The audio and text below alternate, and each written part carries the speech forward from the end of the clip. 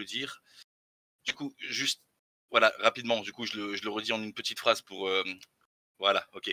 Donc je le redis en une petite phrase. Débat improvisé entre Alexandre et Monos sur la question de savoir si le catholicisme véhicule des valeurs de droite ou de gauche. Monos défend la thèse selon laquelle c'est des valeurs de gauche et Alexandre est en opposition avec ça. Donc bon, je suppose que par élimination, il estime que le catholicisme véhicule des valeurs de droite. Je laisse nos deux participants se présenter et puis faire leur introduction. 5 minutes maximum. Si vous voulez faire plus court, c'est à vous de voir. Voilà, je me mute et je vous laisse. Ben voilà, Monos, 26 ans, je suis actuellement en master de philosophie et je suis aussi propriétaire d'une chaîne YouTube de philosophie qui commence à plutôt bien marcher. Et d'ailleurs, dans le cadre de cette chaîne YouTube, j'ai fait une assez longue vidéo sur le Christ et sur le christianisme, où je montre justement comment l'évolution du christianisme est à l'origine de ce qu'on appelle la gauche et aussi de l'athéisme en général. Donc Alexandre, bah, c'est dommage que le débat soit improvisé, que tu n'aies pas eu l'occasion de voir la vidéo parce que peut-être que ça t'aurait donné des éléments pour mieux me répondre. Mais en tout cas, voilà, je suis content de discuter avec toi, content que tu aies pu te rendre disponible aussi rapidement et je te laisse te présenter. Bonsoir tout le monde, donc moi effectivement c'est Alexandre Hinger, je suis, quand je pourrais dire, directeur de la communication du Parti de la France, j'ai 25 ans et globalement là je vais débattre en mon nom propre, je n'engage pas mon parti est évidemment présent sur tous les réseaux sociaux, y compris YouTube où ça commence à bien marcher également, donc je vous invite à vous abonner. Et au-delà de l'aspect promo, j'ai voulu faire ce débat, j'ai accepté ce débat improvisé parce que j'en ai absolument marre d'entendre toujours les mêmes arguments, que ce soit des athées, des néo-païens, des nietzschéens, des nihilistes, de tout ce que vous voulez, de personnes qui considèrent que si ça va mal en France, si la France est de gauche, aujourd'hui c'est à cause du catholicisme, qui ne font pas la distinction entre le modernisme, le conciliaire et la tradition, et qui surtout en plus utilisent des outils qui sont selon moi pas adaptés, puisque justement la France de gauche actuelle, elle s'est construite en opposition au catholicisme traditionnel qu'on rappellera pendant ce débat, et pour moi ça me paraît essentiel de vous rappeler que c'est pas parce que vous êtes catholique que vous êtes de gauche, et de la même manière, vous pouvez être fier d'être catholique et vous pouvez être fier d'être de droite parce que ce n'est absolument pas incompatible. Et ça, on le verra plus en détail lorsqu'on parlera du modernisme. Voilà. Et c'est pour ça d'ailleurs que j'ai accepté ce débat. Ok. Du coup, je vous laisse présenter vos thèses dans une petite introduction, 5 minutes max chacun, et puis ensuite vous enchaînez sur votre développement. Voilà, alors le problème qu'on va rencontrer dans ce débat et que je vais rencontrer personnellement, c'est que je connais déjà à peu près tous les arguments d'Alexandre. Ces arguments, on peut les résumer de la façon suivante, ça consiste à dire que le catholicisme n'est pas de gauche parce que la France, ça va être un peu du Papacito, vous savez, il va nous dire la France des lourds rois, des croisés, il y a une dimension viriliste, donc on voit bien que... alors que cette France-là était très chrétienne, pourtant l'expression de la virilité d'un esprit de droite était rendue possible et même systématisée. Mais ce que je vais répondre immédiatement à Alexandre pour déjà lui couper l'herbe sous le pied, bah, c'est de dire que, certes, la France, jusqu'à très tardivement, ça a été un pays qui n'était manifestement pas de gauche. Mais en fait, c'était surtout les conditions matérielles d'existence qui faisaient que les gens étaient plutôt de droite, et au contraire, le christianisme agissait sur cet état d'esprit induit par les conditions matérielles d'existence pour un peu gauchiser les esprits. Je prends un exemple très simple, la notion de guerre juste. La notion de guerre juste, aux yeux de la morale antique, c'est quelque chose qui n'a aucun sens. C'est-à-dire, pour une vraie morale de droite, les éléments de la morale chrétienne sont des éléments moraux de gauche. Et tout ça pour dire, en fait, c'est la position que je vais défendre. Le christianisme, la bonne manière de l'appréhender dans le clivage gauche-droite, c'est de l'appréhender à travers la perspective du nietzschéisme, c'est-à-dire de faire la généalogie de la morale chrétienne, pour reprendre la formule consacrée. Et quand on fait cette généalogie, on observe que le christianisme est bien une morale d'esclave et donc une morale de gauche. Mais ça, je le développerai après. Vas-y, je te laisse la parole, Alexandre. Très bien, je vais répondre à ce que j'ai entendu. Alors d'abord, moi j'entends parler de morale chrétienne, ce qui m'interroge énormément, puisque le christianisme contient énormément de branches et que chaque branche a sa propre morale en soi. Donc moi je vais rester très clair et très, comment je pourrais dire, précis, je vais parler de dogme, parce que c'est ça qui distingue une branche à l'autre, c'est le dogme. Globalement, et d'ailleurs je constate qu'avant le débat, la personne avec qui je débat a fait une confusion qui est tout à fait courante, notamment chez les Nietzschéens, c'est que ça confond modernisme et conciliaire. Globalement, parce qu'il faut bien définir les termes avant d'en parler, les personnes que l'on dit conciliaires sont les catholiques qui pratiquent et qui croient en tous les conciles, y compris Vatican II. Vatican II est un concile dit pastoral, à distinguer du concile dogmatique. Tous les catholiques doivent suivre les conciles dogmatiques, ils n'ont pas l'obligation de suivre les conciles pastoraux comme Vatican II. Ça, c'est la première chose. Le modernisme, c'est une idéologie qui a été créée au XIXe siècle, qui consiste globalement à remettre en cause ce qui est écrit dans la Bible, qui consiste globalement à remettre en cause les dogmes. Ça a été énormément influencé par le protestantisme, et d'ailleurs le renouveau charismatique qui est devenu catholique avec le temps, mais à la base, c'est un mouvement qui est protestant, et donc qui n'a pas les mêmes dogmes que le catholicisme dit traditionnel. Le modernisme, ça consiste à dire que ma pensée profonde, mon ressenti profond vaut autant que les dogmes qui ont été étayés et détaillés pendant plus de 1500 ans des plus grands intellectuels et des plus grands philosophes de l'histoire. C'est ça, le modernisme. Et ça, je serais d'accord pour dire que c'est une version très gauchifiée, finalement, de la politique du catholicisme, excusez-moi, puisqu'on est très très proche du protestantisme, de base, et on est très très proche également de cette volonté de tout détruire pour reconstruire sur de nouvelles bases, et des bases qui en plus ne sont même pas solides. Donc on en débattra un peu plus, mais voilà, c'était juste pour répondre à tout ce que j'ai entendu là. Morale chrétienne, ça veut rien dire. D'accord. Voilà, je vous laisse continuer. D'accord, donc là en fait tu nous dis, il y a le christianisme qui est une chose, qui est de droite, qui me convient personnellement avec ma sensibilité de droite, mais tu dis d'autre part, il y a un truc qui s'appelle le modernisme, et là c'est très méchant, c'est protestant, c'est d'extrême gauche. Mais le truc c'est que, là il faut penser les choses en hegelien, c'est-à-dire que toutes les religions ne permettent pas une tendance moderniste. Par exemple, je ne t'apprends pas que le modernisme en islam ou le modernisme en judaïsme, soit ça n'existe pas, soit c'est ultra périphérique. Et c'est pour ça qu'il faut questionner les choses en hegelien, c'est-à-dire comprendre que les fruits d'une religion sont contenus dans sa structure. Et donc si le christianisme aboutit à un stade où le modernisme, c'est-à-dire quelque chose que toi tu considérais comme de gauche, arrive à se généraliser autant, c'est que dans la structure même du christianisme, et ça je vais te le démontrer, il y a déjà en vert, si je pourrais dire, qui est de gauche, et qui va projeter une morale de gauche sur tout le développement historique du christianisme. Déjà, j'aurais quand même intervenir sur quelque chose qui est fondamentalement faux en soi, enfin faux, ou alors très maladroit. Premièrement, le modernisme, comme je l'ai expliqué, c'est quelque chose qui est propre au catholicisme. Donc je vois pas pourquoi tu invoques les autres religions. Et ensuite, bien sûr que si, les autres religions ont leur forme d'altération. On appelle ça le judaïsme libéral qui notamment accepte, je sais pas, par exemple, l'idée que si tu es un père juif, mais que ta mère n'est pas juive, tu es quand même juif. Ça, c'est du judaïsme libéral, ça existe. Et l'islam aussi a son côté libéral, notamment propulsé par les hanafites, qui sont globalement les musulmans de l'Europe de l'Est et de la Turquie, qui eux aussi ont un système plus libéral, notamment sur la question des femmes. Donc déjà, si les autres religions ont une version plus light, plus édulcorée, disons, et ensuite, ce n'est pas mon propos. Mon propos, c'est que le modernisme, ça attaque le catholicisme. C'est ça, mon propos. Et d'ailleurs, je dis pas le catholicisme, c'est bien, le modernisme, c'est mal. C'est pas ce que je dis. Je dis le catholicisme, c'est les dogmes catholiques qui ont toujours été ainsi depuis plus de 1000 ans. Et bien évidemment, on parlera des conciles après. Et que le modernisme, c'est une remise en cause radicale du catholicisme. Et que cette remise en cause est effectivement de gauche, si on devait le placer sur un échiquier politique. Mais que le catholicisme, qui lui est traditionnel et ne souffre pas de ce modernisme, est profondément de droite. Bon courage pour m'expliquer que Jean-Marie Le Pen est de gauche. Bon, déjà, tu fais une démonstration qui est fallacieuse, c'est-à-dire qu'elle se base sur des exemples qui ne te donnent pas raison. Tu dis par exemple, l'islam a une tendance libérale, c'est le hanafisme. En fait, le hanafisme, c'est une des écoles juridiques les plus anciennes, elle est plutôt conservatrice et elle se base sur les enseignements d'un type qui a vécu au 8e siècle. Donc en termes de libéralisme, je ne sais pas si c'était le meilleur exemple.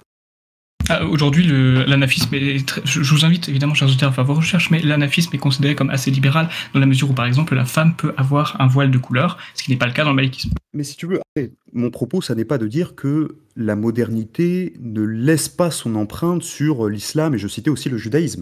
L'idée, c'est de dire que la modernité, qui est plutôt marquée à gauche, laisse très difficilement son empreinte sur ces religions qui sont presque consubstantiellement, j'allais dire d'extrême droite, mais disons de droite. Tandis que sur le christianisme, déjà on peut considérer qu'il est à la base de la modernité, donc à la base de la gauche, et d'autre part qu'il y a une dialectique avec la modernité, c'est-à-dire que la modernité s'est parfaitement insérée dans le christianisme, jusqu'à faire en sorte que le christianisme, dans son acception majoritaire, s'affirme sous la tendance moderniste aujourd'hui. Christianisme ou catholicisme ? Je termine en 2 phrases, tu vois, par exemple, aujourd'hui on a des prêtres qui seraient un peu d'avant-garde et qui seraient tout à fait d'accord pour consacrer le mariage de personnes transsexuelles. Ça, en islam, c'est pas pour tout de suite, quoi. Non, déjà, les mariages transsexuels, c'est... Je sais pas où t'as vu ça, mais je ne crois pas que le pape ait approuvé les mariages transsexuels, je sais pas d'où ça sort. Ensuite, déjà voilà, christianisme ou catholicisme, faut pas de manière précise, parce que moi mon débat c'est sur le catholicisme, c'est pas sur le christianisme, c'est pas sur les méthodistes, c'est pas sur les baptistes, c'est pas sur les protestants, c'est pas sur les orthodoxes, c'est pas sur les témoins de Jéhovah, c'est pas sur les mormons, c'est sur le catholicisme. En fait, déjà on parle de choses précises. Le catholicisme, en ce qu'il se fait l'actualisation historique d'un message qui a été porté par quelqu'un qui s'appelle Jésus de Nazareth, bah, évidemment, du fait que ce message était de gauche, l'actualisation historique du christianisme par le catholicisme, ça sera aussi de gauche. Mais ce message n'est pas de gauche, il est même pas politisé. Le message de la Bible n'est pas politisé. Mais c'est le salut, ça n'a rien à voir. C'est du fait. C'est complètement fallacieux. Tu vas me dire quoi après? Tu vas me dire que catholique en grec ça veut dire universel, du coup c'est universaliste? C'est ça ton niveau de lecture? Sérieusement? Alors peut-être d'attendre mon niveau de lecture avant de le présupposer.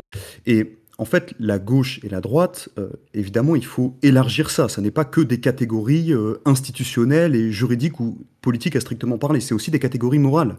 Et quand on questionne la morale du christianisme, je crois que tu tomberas d'accord avec moi, c'est plutôt une morale qui est universaliste, dans l'aide du faible, dans la haine du riche, dans la haine du fort, dans la haine même du corps fort. Et donc ça, c'est plutôt des choses qui sont orientées à gauche. Ça me fume de rire, la haine du fort, la haine du riche. Mais c'est pas vrai. Enfin, voyons, tu prends des paraboles et tu les extrapoles. Parce que oui, je sais très bien à quoi tu fais référence dans la Bible. C'est ce que fait l'Église. Rappelons, non, pas du tout. Excuse-moi, je crois que Jeanne d'Arc a été canonisée comme la sainte patronne de la France. Est-ce qu'elle était faible? Je crois que Saint Olaf a été canonisé alors qu'il était le roi de Norvège et qu'il avait quand même tendance à décapiter et à arracher les yeux de ses opposants. Est-ce qu'il était faible? Est-ce que ça faisait la promotion de la médiocrité et de la faiblesse? C'est bizarre, mais je ne crois pas du tout. En fait, ce discours de la valorisation du faible et surtout ne pas être fort, c'est quelque chose qui était déjà très récent dans l'histoire de la religion chrétienne, de la religion catholique pour être exact, premièrement. Et secondement, c'est pas parce qu'on favorise entre guillemets les faibles, qu'on veut aider les faibles, qu'on est contre les forts. C'est pas parce qu'on veut aider à la fois les faibles et à la fois les forts qu'on met les forts de côté. D'accord. C'est une vision de Nietzsche, mais c'est faux. Alors sur le premier aspect de ton argument, j'ai déjà répondu, c'est-à-dire que j'expliquais que le Moyen-Âge, c'est des conditions matérielles qui orientent les gens vers, pour reprendre tes mots, vers la force, et qui rendent possible le fait de canoniser des guerriers ou même Jeanne d'Arc. Mais je te disais aussi que le christianisme agissait plutôt comme une force de gauche par effet de contraste aux conditions matérielles objectives qui étaient plutôt de droite au Moyen-Âge. Et d'autre part, tu disais, c'est pas parce que le christianisme fait l'apologie de la faiblesse qu'il exerce que les forts. J'ai pas dit l'apologie, j'ai dit qu'il aide les faibles. Ben pour le coup, le Christ fait même l'apologie de la faiblesse. C'est-à-dire que quand des gens qu'on pourrait qualifier comme étant forts se présentent face à lui, la première chose que dit le Christ, c'est « pour me rejoindre, tu dois devenir faible ». T'es d'accord avec ça? C'est à interpréter, mais oui. Je suis d'accord avec ça. D'ailleurs, j'ai quand même précisé que pour Jeanne d'Arc, elle a été canonisée au XXe siècle. Donc, c'est-à-dire c'est avec des critères, Attends, mais là, c'est dramatique parce que, en fait, si tu consens à l'idée que pour rentrer dans la communauté chrétienne en tant que fort, la première chose à faire, c'est de renoncer à sa force, ben dans ce cas-là, tu me donnes raison et il n'y a presque plus à débattre, quoi. Si tu es d'accord avec ça, c'est terminé. Ça n'a pas aucun rapport. Ce n'est pas comme cela qu'il faut l'interpréter. Il faudrait que je relise le passage biblique en question. Ah oui, je sais que... Oui, évidemment, parce que je connais pas Bible par cœur, il y a quand même beaucoup de pages. On va pas se mentir. Mais globalement, non, c'est comme les plus faibles seront les premiers au paradis, par exemple, cette fameuse phrase. Ouais. Encore une fois, ou par exemple, je sais pas, que Mathusalem avait 948 ans. Ce n'est pas à interpréter au pied de la lettre. Encore une fois, je dis pas qu'il faut remettre en cause les écrits, c'est pas ce que je dis du tout. C'est juste qu'il faut comprendre le contexte de l'époque. Par exemple, là, c'est sujet à interprétation parce que c'est en cours de débat actuellement. Il n'y a pas eu de tranchement. Mais pour Mathusalem qui avait 948 ans, on parle plutôt de quantifier la sagesse, par exemple. Ça n'a rien à voir. Mais c'est pour illustrer de comment il faut comprendre la Bible. En fait, le but des morales de la force, qui correspondent plutôt aux morales de l'Antiquité, c'est de proposer des existences qui maximisent la volonté de puissance, qui encouragent l'individu à persévérer dans son être. Et au contraire, quand on questionne la morale chrétienne, qui est plutôt une morale d'esclaves et de personnes de gauche, en fait, c'est une morale qui propose aux gens, d'imiter l'existence du Christ. Et l'existence du Christ, c'est quoi? C'est une existence de souffrance, de corps mutilé, finalement de faiblesse. Donc c'est pour ça que je dis que l'essence du christianisme, c'est plutôt d'être de gauche. Je sais pas si tu comprends mieux ma position au regard de tout ça. Oui, mais je suis totalement en désaccord. Je suis totalement en désaccord, parce qu'effectivement, il a affronté les pires tortures. Je ne sais pas si c'est les pires, je veux pas hiérarchiser, mais il a affronté les tortures avec audace, il a assumé sa position jusqu'au bout et il ne s'est pas déballonné, donc déjà je vois pas en quoi c'est faible. Et ensuite, surtout, tu oublies qu'il a ressuscité de manière glorieuse. Fort, faible, c'est des notions qu'il faut comprendre. Fort, comprends-le plutôt comme orgueilleux parfois. Je sais pas si tu vois. Alors c'est génial, parce que là, oui. on est vraiment dans l'incarnation de tout ce que je dis. C'est-à-dire que le premier mot que tu associes à la force, c'est l'orgueil. C'est amusant quand même comme réflexe. Bien sûr, parce que dans le contexte de l'époque, c'est cela. La faiblesse de reconnaître, entre guillemets, que notre lien avec Dieu est compromis. C'est ça, en fait, ce qui est faible.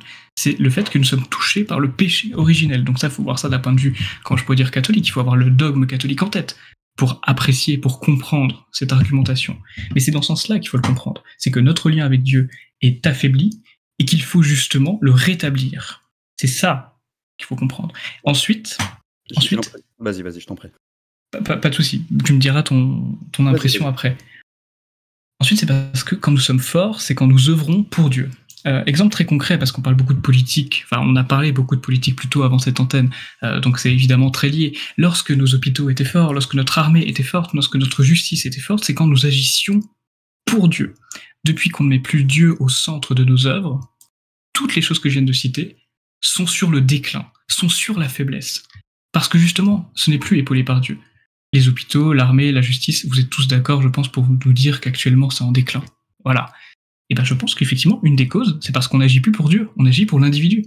Et cette forme de force que tu décris, moi je pense plutôt qu'il faut l'interpréter plutôt comme une forme d'individualisme. Reconnaître qu'on a besoin de Dieu dans notre vie.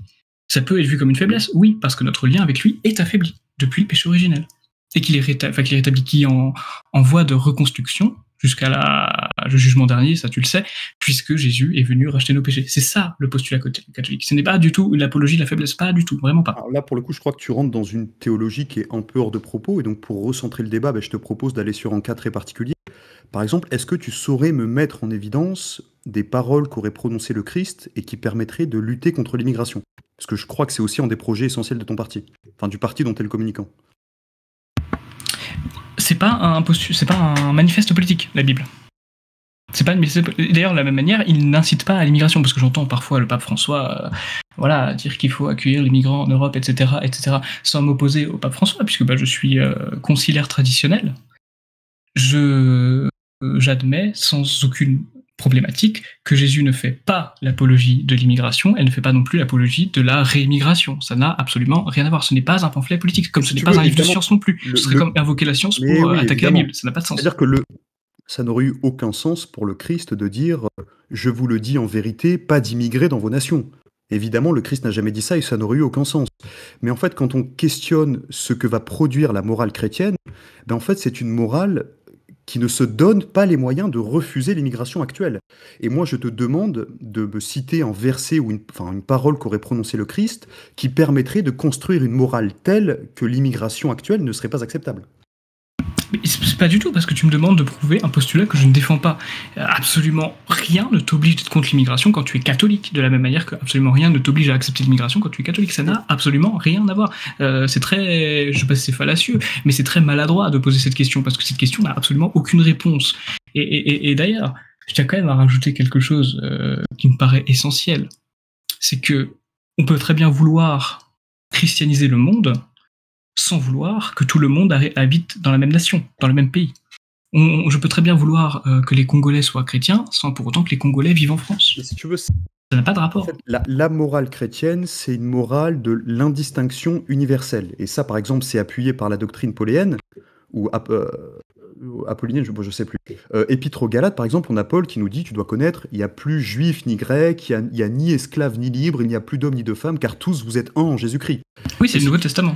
Mais voilà, en fait, là, on est typiquement dans une forme morale qui repose sur une indistinction universalisante, et c'est une morale qui, quand on l'appliquerait au champ politique, conduirait plutôt à l'abolition des frontières des nations pour ne faire qu'un dans la grande communauté chrétienne. C'est une interprétation extrêmement maladroite. Remise en contexte, pour ceux qui nous écoutent et qui sont intéressés par cette histoire dans le sens la discipline à cette époque, que ce soit en termes d'archéologie ou en termes de temporalité, le Nouveau Testament, ça consiste à, comme son nom l'indique, à faire un nouveau lien entre l'humanité et Dieu. Et ce nouveau lien, en quoi il consiste? Il consiste à accepter l'humanité en tant que telle et non plus le peuple juif. C'est pour ça qu'il y a eu cet écrit, c'est pour ça qu'il y a eu ce propos. C'est parce qu'avant Jésus, seul le peuple élu était destiné à être sauvé par Dieu. Et depuis ce testament, c'est le monde entier. C'est génial tous parce les qu'en humains. fait, tu dis tu as la mauvaise interprétation et en fait tu donnes une interprétation qui me donne raison. C'est-à-dire que Pas du tout. le Christ à travers cette phase, enfin c'est Saint Paul, mais c'est la doctrine chrétienne, en fait il vient abolir ce qu'on appelle la notion de peuple de l'élection. C'est-à-dire qu'en fait il y a aucun peuple qui ne pourrait tirer sa légitimité de quoi que ce soit et surtout pas de sa force, puisque maintenant c'est les individus qui trouvent leur légitimité à travers leur relation à Dieu. Oui, et il faut une sacrée force. Je te garantis toi, qu'il faut par une sacrée exemple, force pour entendre son lien avec Dieu. Je crois pas, non, c'est pas vrai. Si. Bah si. Bah, parce que t'en sais rien. Tu le fais pas. Tu le fais pas. Éviter le péché, assumer ses péchés, les confesser. Je suis désolé, ça demande une certaine force de caractère. Hein. Ne pas succomber à la tentation, ça demande une certaine force mentale aussi. Si tu veux, on peut rentrer là-dedans et faire une parenthèse dans le débat. Je pense être athée, ça demande beaucoup plus de courage existentiel que d'être croyant. Être athée, c'est le mode par défaut quand tu commences dans la vie, quand tu popes en 2024 en France. Non, tu parles des agnostiques. Toi, tu parles des agnostiques. Agnostique, apathéiste, athée si tu veux, mais en tout cas. Ça n'a rien à voir. Mais j'étais athée avant. J'étais athée dans le sens radical du terme, c'est-à-dire que j'étais antithéiste à l'époque. Donc non, ça n'avait aucune espèce de difficulté. C'est encore une preuve que la vieillesse est en naufrage. Ah si, j'admets que c'est une difficulté, parce que être matérialiste, quand on connaît un peu la physique, c'est quand même assez hilarant. Mais bon, ça c'est un autre débat. Oula, par contre, là, revenons sur le débat qui est sur les juifs. Non, pas du tout.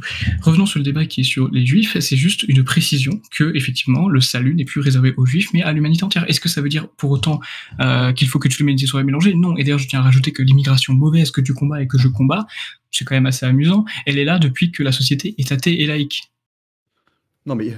Et mettre ça sous la faute du christianisme, c'est quand même absolument génial. Pourquoi pas le christianisme, mais pas le catholicisme? Je suis désolé de te faire cette phrase de demi-habile, mais là, elle est de circonstance, donc je vais quand même la faire. C'est-à-dire que là, tu confonds corrélation et causalité. Hein, c'est-à-dire qu'il y a des phénomènes qui interviennent au même moment et tu produis un lien qui n'a pas lieu d'être. J'entends bien, mais ce n'est pas la faute du catholicisme. Je suis désolé, le regroupement familial, c'est pas à cause des catholiques. Hein. Non, mais on va pas s'égarer. On va rester sur la notion de peuple de l'élection et son abolition par le Christ. Si, par exemple, en fait, c'est ce qui se passe. C'est-à-dire que quand Paul va prêcher dans des communautés grecques et qui dit, bon, ben maintenant, il n'y a plus de peuple de l'élection, plus personne n'est supérieur en rien, on est tous égaux devant le Christ qui est mort sur la croix, ben en fait, globalement, et c'est marrant parce que ses adversaires le traitent quasiment de gauchiste. C'est-à-dire que Paul, quand il va prêcher dans les morales antiques, il se fait traiter de gauchiste. Non, mais là, excusez-moi, mais là, c'est complètement anachronique. Mais bien sûr que si, c'est parce que les pharisiens de l'époque ne reconnaissaient évidemment pas le Messie et donc ne croyaient pas au Nouveau Testament. Donc, par conséquent, effectivement, ils accusaient Paul de progressiste, si tu veux, de révolutionnaire, parce que ça va complètement à l'encontre de l'Ancien Testament, du Testament précédent. C'est juste ça. Me dire que il se faisait pas bien les textes. Paul ne prêche pas auprès des pharisiens. Quand il fait son épître aux Thessaloniciens, les Thessaloniciens, c'est pas des pharisiens. Ok, tu parles des Thessaloniciens, mais peu importe. Il propose quelque chose qui est révolutionnaire. Bien évidemment que la venue de Jésus sur Terre, c'est quelque chose de révolutionnaire. Révolutionnaire, ça veut dire gauchiste. Ça veut juste dire qu'il y a une nouveauté radicale. Et oui, c'est radical. Si tu vas voir en grec, et tu lui dis, en grec du siècle de Périclès, et que tu lui dis, bon bah finalement, il n'y a pas de peuple qui est supérieur à aucun autre peuple, on est tous égaux devant Dieu, mais le grec te rirait au nez. Parce que pour lui, évidemment, il a conscience de sa force, il a envie d'exprimer sa force à travers son individualité, et évidemment que dans la conscience qu'il a de lui-même, il y a quelque chose qui relève de l'élection. Je veux vraiment répondre à ça. Je veux vraiment répondre au fait que les arguments pour une religion, ça fonctionne pas pour une autre religion. Enfin, c'est sérieux? Alors, t'as pas compris l'argument, j'ai l'impression. Si, j'ai pas fait compris l'argument, mais il est impertinent. Mais il est impertinent. Les arguments qui fonctionnent pour le catholicisme ne fonctionnent pas pour une autre religion ou une autre culture. Oui, ça me paraît logique, en fait, ça me paraît évident. Je fais une comparaison entre la morale chrétienne que j'assigne à la gauche et les morales de l'Antiquité grecque et romaine qui sont plutôt des morales de droite. Et je te dis que quand la morale chrétienne rencontre la morale antique, ben la morale chrétienne, à juste titre et avec de bons arguments, se fait traiter de morale de gauche. Et j'ajoute à ça que si au siècle de Périclès, on avait évoqué la morale chrétienne, ben une fois de plus, ça n'aurait fait aucun sens pour eux, parce que les Grecs étaient un peuple qui avait à cœur l'affirmation de leur force, de leur volonté de puissance, et que du coup, c'était associé à une notion d'élection. De peuple... C'est totalement je vais pas dire du présentisme, mais c'est totalement anachronique. C'est comme si j'expliquais que... Bien sûr, le présentisme, c'est avoir un jugement moral sur des faits passés avec nos yeux du présent, avec un cadre référentiel présent. En fait, ce que je te décris, c'est ce qui se passe quand Justin de Narbonne... Vas-y. Merci. Tu vois, ce serait aussi facile et aussi bas et aussi peu intéressant que de dire regardez les Spartiates, ils étaient bisexuels, ils s'enculaient, donc par conséquent du coup il y avait plus d'LGBT à l'époque de l'Antiquité que l'époque de la monarchie moyenâgeuse. Ça n'a absolument aucun sens, c'est absolument bas En fait, ça comme n'est pas, argument. ça n'est pas du présentisme. Alors, je ne sais pas si je t'apprends ce fait-là, mais c'est exactement ce qui se passe quand Justin de Naplouse, c'est-à-dire Saint Justin, se trouve en procès face à Rusticius, pardon. C'est exactement ça qui se passe, c'est-à-dire qu'on a Saint Justin qui fait l'apologie de la morale chrétienne, et finalement il se trouve en procès, on lui dit ben mec en fait en gros on l'accuse d'être un gauchiste et on le tue quoi, c'est pratiquement ça qui se passe. Mais bon, on va peut-être pas s'engouffrer là-dedans. Mais surtout que là tu parles du christianisme alors que le débat c'est vraiment sur le catholicisme, j'insiste beaucoup là-dessus. Ce n'est pas la même chose, ça a une distinction importante. Oui, mais t'es d'accord qu'il n'y a rien dans les... Ce n'est pas du nestorianisme. Ce n'est pas de l'arianisme. Non, mais je suis d'accord avec toi, mais c'est-à-dire qu'il n'y a rien dans la construction du catholicisme qui va à l'encontre des paroles du Christ. Tu es d'accord avec ça? Oui, bah évidemment. Donc tu es d'accord qu'en statuant sur les paroles du Christ, on statue aussi sur le catholicisme? Mais le Christ est comme son nom l'indique, oui, quelque part oui, est universel. Les gens de droite peuvent aussi bien se reconnaître dans le Christ que les gens de gauche. Ce n'est pas la question, ce n'est pas un livre, ce n'est pas un pamphlet politique, ce n'est pas un livre de science non plus. C'est un livre religieux, c'est même la parole de Dieu. Et la parole de Dieu, elle s'occupe de foi, elle s'occupe de foi et de spiritualité. Tu vois, ce serait comme demander des conseils de plomberie à mon boulanger. Ce n'est pas sa compétence. Tu ne demandes pas à Jésus un plan politique. Ce n'est pas son rôle. Tu demandes Jésus pour t'aider dans ta spiritualité, pas dans ta politique. Mais en fait, c'est... on n'est pas calviniste. Je comprends pas que tu ne comprennes pas le fait suivant, à savoir que une morale va induire en système politique. Et évidemment, par exemple, que si j'ai une morale chrétienne, ben, on peut découler en système politique de cette morale, même si le détail de ce système ne sera pas contenu dans la formulation et dans ce qu'a dit le Christ. Mais dans la morale catholique, justement, la morale catholique qui a régné sur toute l'Europe pendant plus de 1500 ans, excuse-moi, elle n'a absolument rien de ce que tu pourrais caractériser de manière anachronique de gauche. Absolument rien, c'est l'ordre, c'est la discipline, c'est la hiérarchie, c'est la chevalerie d'ailleurs. Chevalerie quand même, toi qui aimes bien la force, etc., tu devrais apprécier. Ça n'a absolument aucun rapport. Voilà. À partir du moment où on s'est mélangé avec les populations africaines, c'est à partir... alors oui, on pourrait compter Louis XVI, c'est vrai, mais ça s'est surtout intensifié à partir du moment où il y a eu une république. C'est à partir de là que ça s'est intensifié. Alors c'est amusant parce que tu es en train de faire ce que j'avais pré-shot dans mon introduction, c'est-à-dire que tu commences à faire du papacito en nous disant « mais les chrétiens, c'est les lourds chevaliers, comment est-ce que tu peux penser que le christianisme est de gauche ?» Ça en fait partie. Mais en fait... Que tu veux... Par exemple, en fait, déjà, j'ai déjà répondu 2 fois à ça, donc je vais le faire une 3e fois, jamais 203. Ce qui rend les gens de droite au Moyen-Âge, c'est les conditions matérielles d'existence. Et le christianisme, au contraire, va plutôt agir comme une force de régulation gauchiste sur cet élan de droite induit par les conditions matérielles d'existence. Et je ne sais pas si tu te souviens, je te parlais des guerres justes. Mais par exemple, pour un grec de l'Antiquité, la notion de guerre juste, ça n'aurait aucun sens, parce que ça serait des limites à leur force qu'ils tiennent pour sacrées. Si tu veux, pourquoi j'ai pas réagi tout à l'heure à la question du matériel? Parce que c'est évident, la notion de gauche, j'ai une définition assez lesquiniste dessus, et pourtant, Dieu sait que j'aime pas Henri de Lesquin. Vas-y. La gauche, c'est tout ce qui s'oppose à la droite. Et globalement, allez, avant la fin 18e siècle, début 19e siècle, bah c'est que de la droite, que ce soit l'Antiquité, que ce soit le Moyen-Âge, même la préhistoire, si tu veux, rien ne laisse penser que c'est la gauche. Donc oui, effectivement, la gauche, la droite, si tu veux, n'existait pas avant que la gauche existe, dans le sens où on l'entend. C'est assez logique. Donc c'est pour cela qu'il n'y a pas. J'utilise pas le catholicisme en disant regarde, au Moyen-Âge, c'était une société qui s'apparenterait à la droite, donc c'est de droite. C'est pas du tout ce que je dis. Je dis juste que ce qu'on appelle la gauche, c'est venu à partir du moment où on a commencé à délaisser Dieu et où on a commencé à moderniser le catholicisme. Et encore une fois, la modernisation du catholicisme, et ça je me renvoie à Saint Pie X, de son encyclique de 1900, je crois que c'est 17, peut-être 1920, il faudrait vérifier, mais c'est dans ces eaux-là. C'est l'ensemble, c'est la somme de toutes les hérésies qui ont existé sur Terre. C'est le pape Saint Pie X qui a été canonisé qu'il le dit.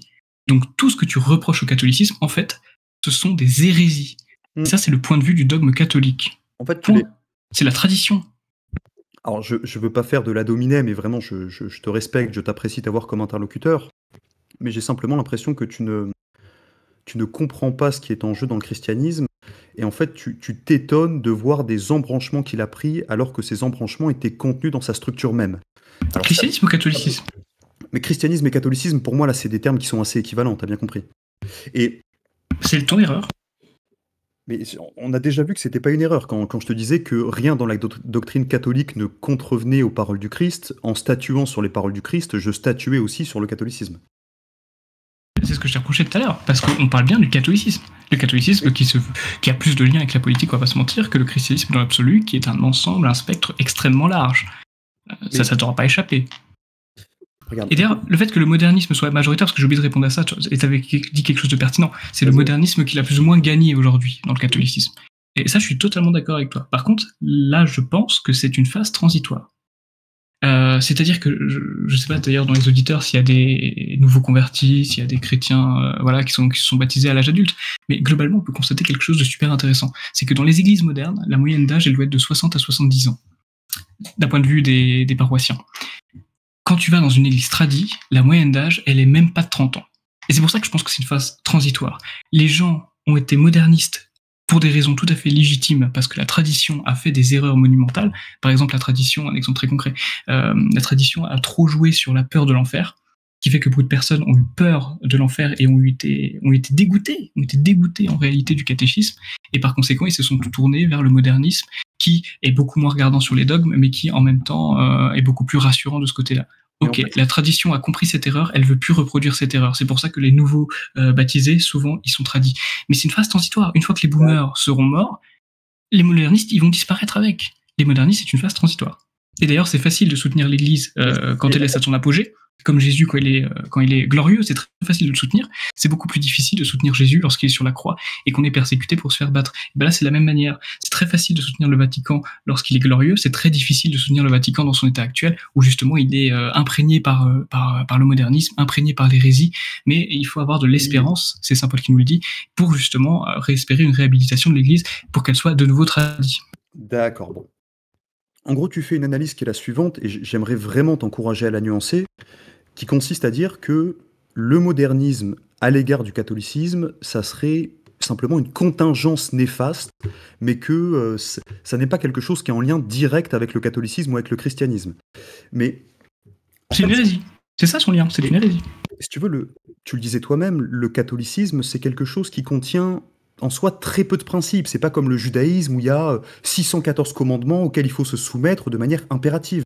Le christianisme, au contraire, c'est une religion qui est très ouverte, qui contient un très fort degré d'immanence.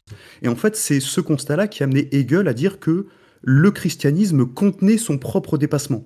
Et peut-être sans accepter cette phrase en tant que chrétien, parce qu'elle est un peu dure pour toi, j'imagine, tu peux au moins reconnaître le fait que si on fait l'inventaire de toutes les religions qui ont existé sur Terre, et en particulier des religions abrahamiques, le christianisme, c'est celle du fait de ses principes propres qui est la plus sujette à s'adapter au code d'une société.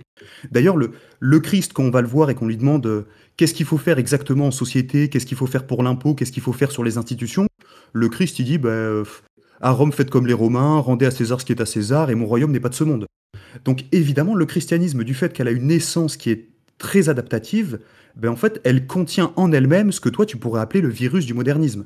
Et c'est pour ça que c'est une erreur de penser que le modernisme, ça serait simplement une contingence de la religion chrétienne, alors que c'est dans son essence. Pas du tout, puisque, je rappelle, je vous invite à lire ce magnifique encyclique, en plus il est pas long, qui explique en quoi le modernisme, c'est la somme de toutes les hérésies, puisque justement ça remet en cause fondamentalement le dogme. D'ailleurs, la plupart des modernistes aujourd'hui, par exemple, ne croient pas au purgatoire. Il y en a certains d'entre eux qui ne croient pas même pas à l'enfer. Ils ne croient pas que Adam et Ève sont nos premiers parents. Donc fondamentalement, vraiment fondamentalement, ça contredit le dogme catholique. Vraiment. Donc ça ne fait pas partie de son essence. Et d'ailleurs, tout à l'heure, tu dis christianisme. Vraiment, on parle de manière précise. C'est soit tu parles du catholicisme, soit tu parles du christianisme. Mais dans ce cas, moi, pour répondre... Oui, mais pour répondre, moi, il faut que je sache si tu parles du christianisme ou du catholicisme, parce que ma réponse ne sera pas la même, c'est pas le même sujet. Bon, c'est vraiment deux choses. Là, je constate que tu n'as pas formulé d'argument sur l'essentiel. Donc, je te fais la charité de répéter ma thèse de manière simplifiée pour que tu puisses y répondre plus facilement. Ça consiste à dire que le christianisme, du fait que c'est une religion qui est très peu prescriptive, c'est une religion qui va avoir tendance à plus s'adapter que les autres à son environnement social. Est-ce que tu es d'accord avec ça ? Je ne suis pas... Je suis à moitié d'accord. J'ai expliqué pourquoi je suis d'accord et pourquoi je suis pas d'accord en partie. Vas-y. Première chose, effectivement, le christianisme, ce n'est pas une orthopraxie. La foi ne passe pas par la pratique. La pratique est importante, attention. Ce serait comme dire je suis végétarien non pratiquant, ou dans mon cas je suis sportif non pratiquant. C'est hilarant, c'est très drôle, mais ce n'est pas sérieux. Donc oui, évidemment, la pratique, les œuvres, Jacques III, sont tout aussi importantes en soi que la prière. La foi passe par, effectivement, la doxa, les dogmes. C'est pour ça que j'ai répondu par les dogmes. Et ce sont des dogmes qui sont, je ne vais pas dire rigides, mais qui sont rigoureux. Le judaïsme, en soi, dans l'absolu, est compliqué à mettre en place si tu n'es pas dans une société juive, puisque tu avais parlé des centaines d'interdictions, on peut parler de Shabbat, etc., parce que c'est une orthopraxie, et de la même manière pour l'islam d'ailleurs. L'islam est conseillé d'être pratiqué dans des pays musulmans, ce sont les musulmans qui le conseillent eux-mêmes, puisque dans un pays qui n'est pas musulman, ce n'est pas adapté. Donc le christianisme est, oui, je suis d'accord avec toi, plus adaptable. Mais, Bon. donc c'est là où je suis à moitié d'accord. J'ai compris. Tu dis, je suis d'accord avec toi parce que c'est vrai qu'il est un peu adaptable, mais d'autre part, il y a quelque chose qui s'appelle les dogmes et qui font que le christianisme, il n'est pas perméable à tout le contexte social dans lequel il évolue. En fait, on peut pas les mettre, pas vraiment, parce qu'on peut pas les mettre sous le même dénominateur, pardon. C'est pour ça que j'ai insisté sur cette histoire d'orthopraxie, orthodoxie, etc. Ouais. On peut pas les mettre dans le même panier, si tu veux. Le judaïsme en soi est prévu pour une société juive, l'islam est prévu pour une société musulmane, et le christianisme, c'est beaucoup mieux de le faire dans une société chrétienne, effectivement, parce que tu dois notamment célébrer les jours, célébrer le dimanche, célébrer Pâques, célébrer Noël, etc. La Toussaint. Donc dans une société qui n'aurait pas ces jours-là comme jour férié, ce serait plus compliqué, bien évidemment, mais en soi, l'essentiel ne passe pas par là. L'essentiel passe effectivement par la foi. Mais cette adaptivité n'est pas un outil politique, cette adaptivité, elle est juste cohérente avec les dogmes. J'ai bien compris, et j'ai aussi bien compris que finalement, je t'avais bien compris. C'est-à-dire que tu dis, voilà, il y a le christianisme s'adapte un petit peu, mais il y a les dogmes qui sont en frein, ou même une frontière à l'adaptation de son époque. Mais je pourrais aussi te dire que les dogmes, à part quelques dogmes qui sont vraiment fondamentaux, par exemple la doctrine trinitaire, les dogmes, en fait, ce sont la manifestation d'une époque. Et le catholicisme, pour le coup, n'a eu de cesse de revoir certains dogmes. Non. Elle a ajouté des dogmes, mais elle n'a pas revu certains dogmes. Quels dogmes ont été revus ? Par exemple, sur l'enfer, la position dogmatique de l'Église, elle a beaucoup évolué. Mais ça, c'est le modernisme, encore une fois. Bah oui, mais du coup, tu es d'accord que les dogmes, ils évoluent. Mais ils n'ont pas évolué parce que c'est une hérésie. C'est le Saint-Pitié. Encore une fois, je te l'ai expliqué. Vatican II n'est pas un concile dogmatique. Donc tu peux pas me dire que les dogmes ont évolué. C'est un concile pastoral sur la manière de transmettre. Mais même par exemple regarde, sur le géocentrisme, le dogme a évolué, c'est-à-dire que l'Église avait une position dogmatique selon laquelle le Soleil tournait autour de la Terre, et elle a évolué son dogme au fil du temps en adoptant une position héliocentriste. Là, je suis désolé, c'est pas possible. C'est pas possible d'en arriver là quand même. À quel moment ça fait partie des dogmes catholiques, le fait que la Terre soit au centre de l'univers ? Ça n'a jamais... Putain, mais sans déconner, ça n'a jamais été un dogme catholique. En fait, dans le procès qui oppose... Est-ce que c'est un dogme au moins ou pas ? Alors, en fait, dans le procès... Alors, j'imagine que je te l'apprends, donc je fais preuve de bienveillance, mais dans le procès qui a opposé Galilée au cardinal Bellarmine, on affirme bien que le géocentrisme est une vérité dogmatique. Et c'est pour ça qu'on met Galilée en prison, parce que justement, il contrevient au dogme. Et d'ailleurs, quand Copernic contrevient aussi au dogme un peu avant lui, on met ses thèses à l'index. Donc évidemment que le géocentrisme a été dogmatique pour l'Église et qu'elle est revenue sur ce dogme. Et du coup, ça va dans mon sens, à savoir de dire que le dogme, c'est aussi une expression de l'époque dans laquelle l'Église évolue. Et donc le christianisme est une religion qui contient son propre dépassement et... non, mais tu peux pas utiliser des cas... Pardon, vas-y. Je vous interromps juste une seconde pour vous dire qu'on en est à 40 minutes de débat. En principe, les débats traditionnellement durent 90 minutes. Compte tenu du fait qu'il est tard, je voulais vous proposer de faire 1 heure au lieu de 90 minutes. Après, si vous voulez garder le format de 90 minutes, ça me va aussi. Qu'est-ce que vous en pensez tous les deux ? Non, 1 heure c'est très bien. Moi, je travaille demain, impeccable. Ça marche. Donc, si Alexander, ça va. Alexandre, pardon. Désolé. Donc il nous reste 20 minutes et je profite aussi de cette intervention pour rappeler au public qu'à la fin de ce débat, vous pourrez voter en mettant une note de rhétorique et d'argument à chacun des deux participants. Vous recevrez un message privé de la part d'un bot sur Discord. Je rappelle aussi que les recrutements pour la saison 2 des débats sont ouverts. Donc, si vous voulez participer au débat pour le prochain tournoi, vous devez contacter Boros et vous aurez l'occasion de briller comme nos deux compétiteurs actuellement dans l'arène. Voilà. Et donc, je vous laisse les 20 minutes qui restent pour continuer sur ce point-là et puis peut-être conclure les 10 dernières minutes. Ouais, je crois que tu voulais répondre, Alexandre. Oui, bien sûr. Mais évidemment, ce n'est pas un dogme de foi de parler de géocentrisme. Heureusement, j'ai envie de dire. Tu peux pas attaquer l'Église catholique là-dessus. D'ailleurs, c'est amusant de prendre ce cas assez isolé finalement, puisque déjà, je rappelle que l'Inquisition a dit qu'il ne fallait pas condamner Galilée, alors que je rappelle que quand même l'Inquisition, c'était... Après, encore une fois, Voilà, C'est faux. l'Église. Ah si, c'est vrai. Alors, c'est vrai, c'est un texte de 1632. Donc si, Non. c'est totalement vrai. Ah si, l'Inquisition, non, mais attends, l'Inquisition ne condamne pas Galilée. Ils s'en sont mêlés d'histoire. Alors pour le coup, je vais clore la parenthèse, c'est-à-dire que le cardinal Bellarmine qui propose la condamnation de Galilée, c'est le chef de l'Inquisition. Alors, peut-être, mais en tout cas, parce que moi je me base sur, je crois que ça s'appelle Dialogue entre les deux plus grands systèmes du monde. Oui, mais là, c'est le livre de Galilée, il parle pas de l'Inquisition dedans.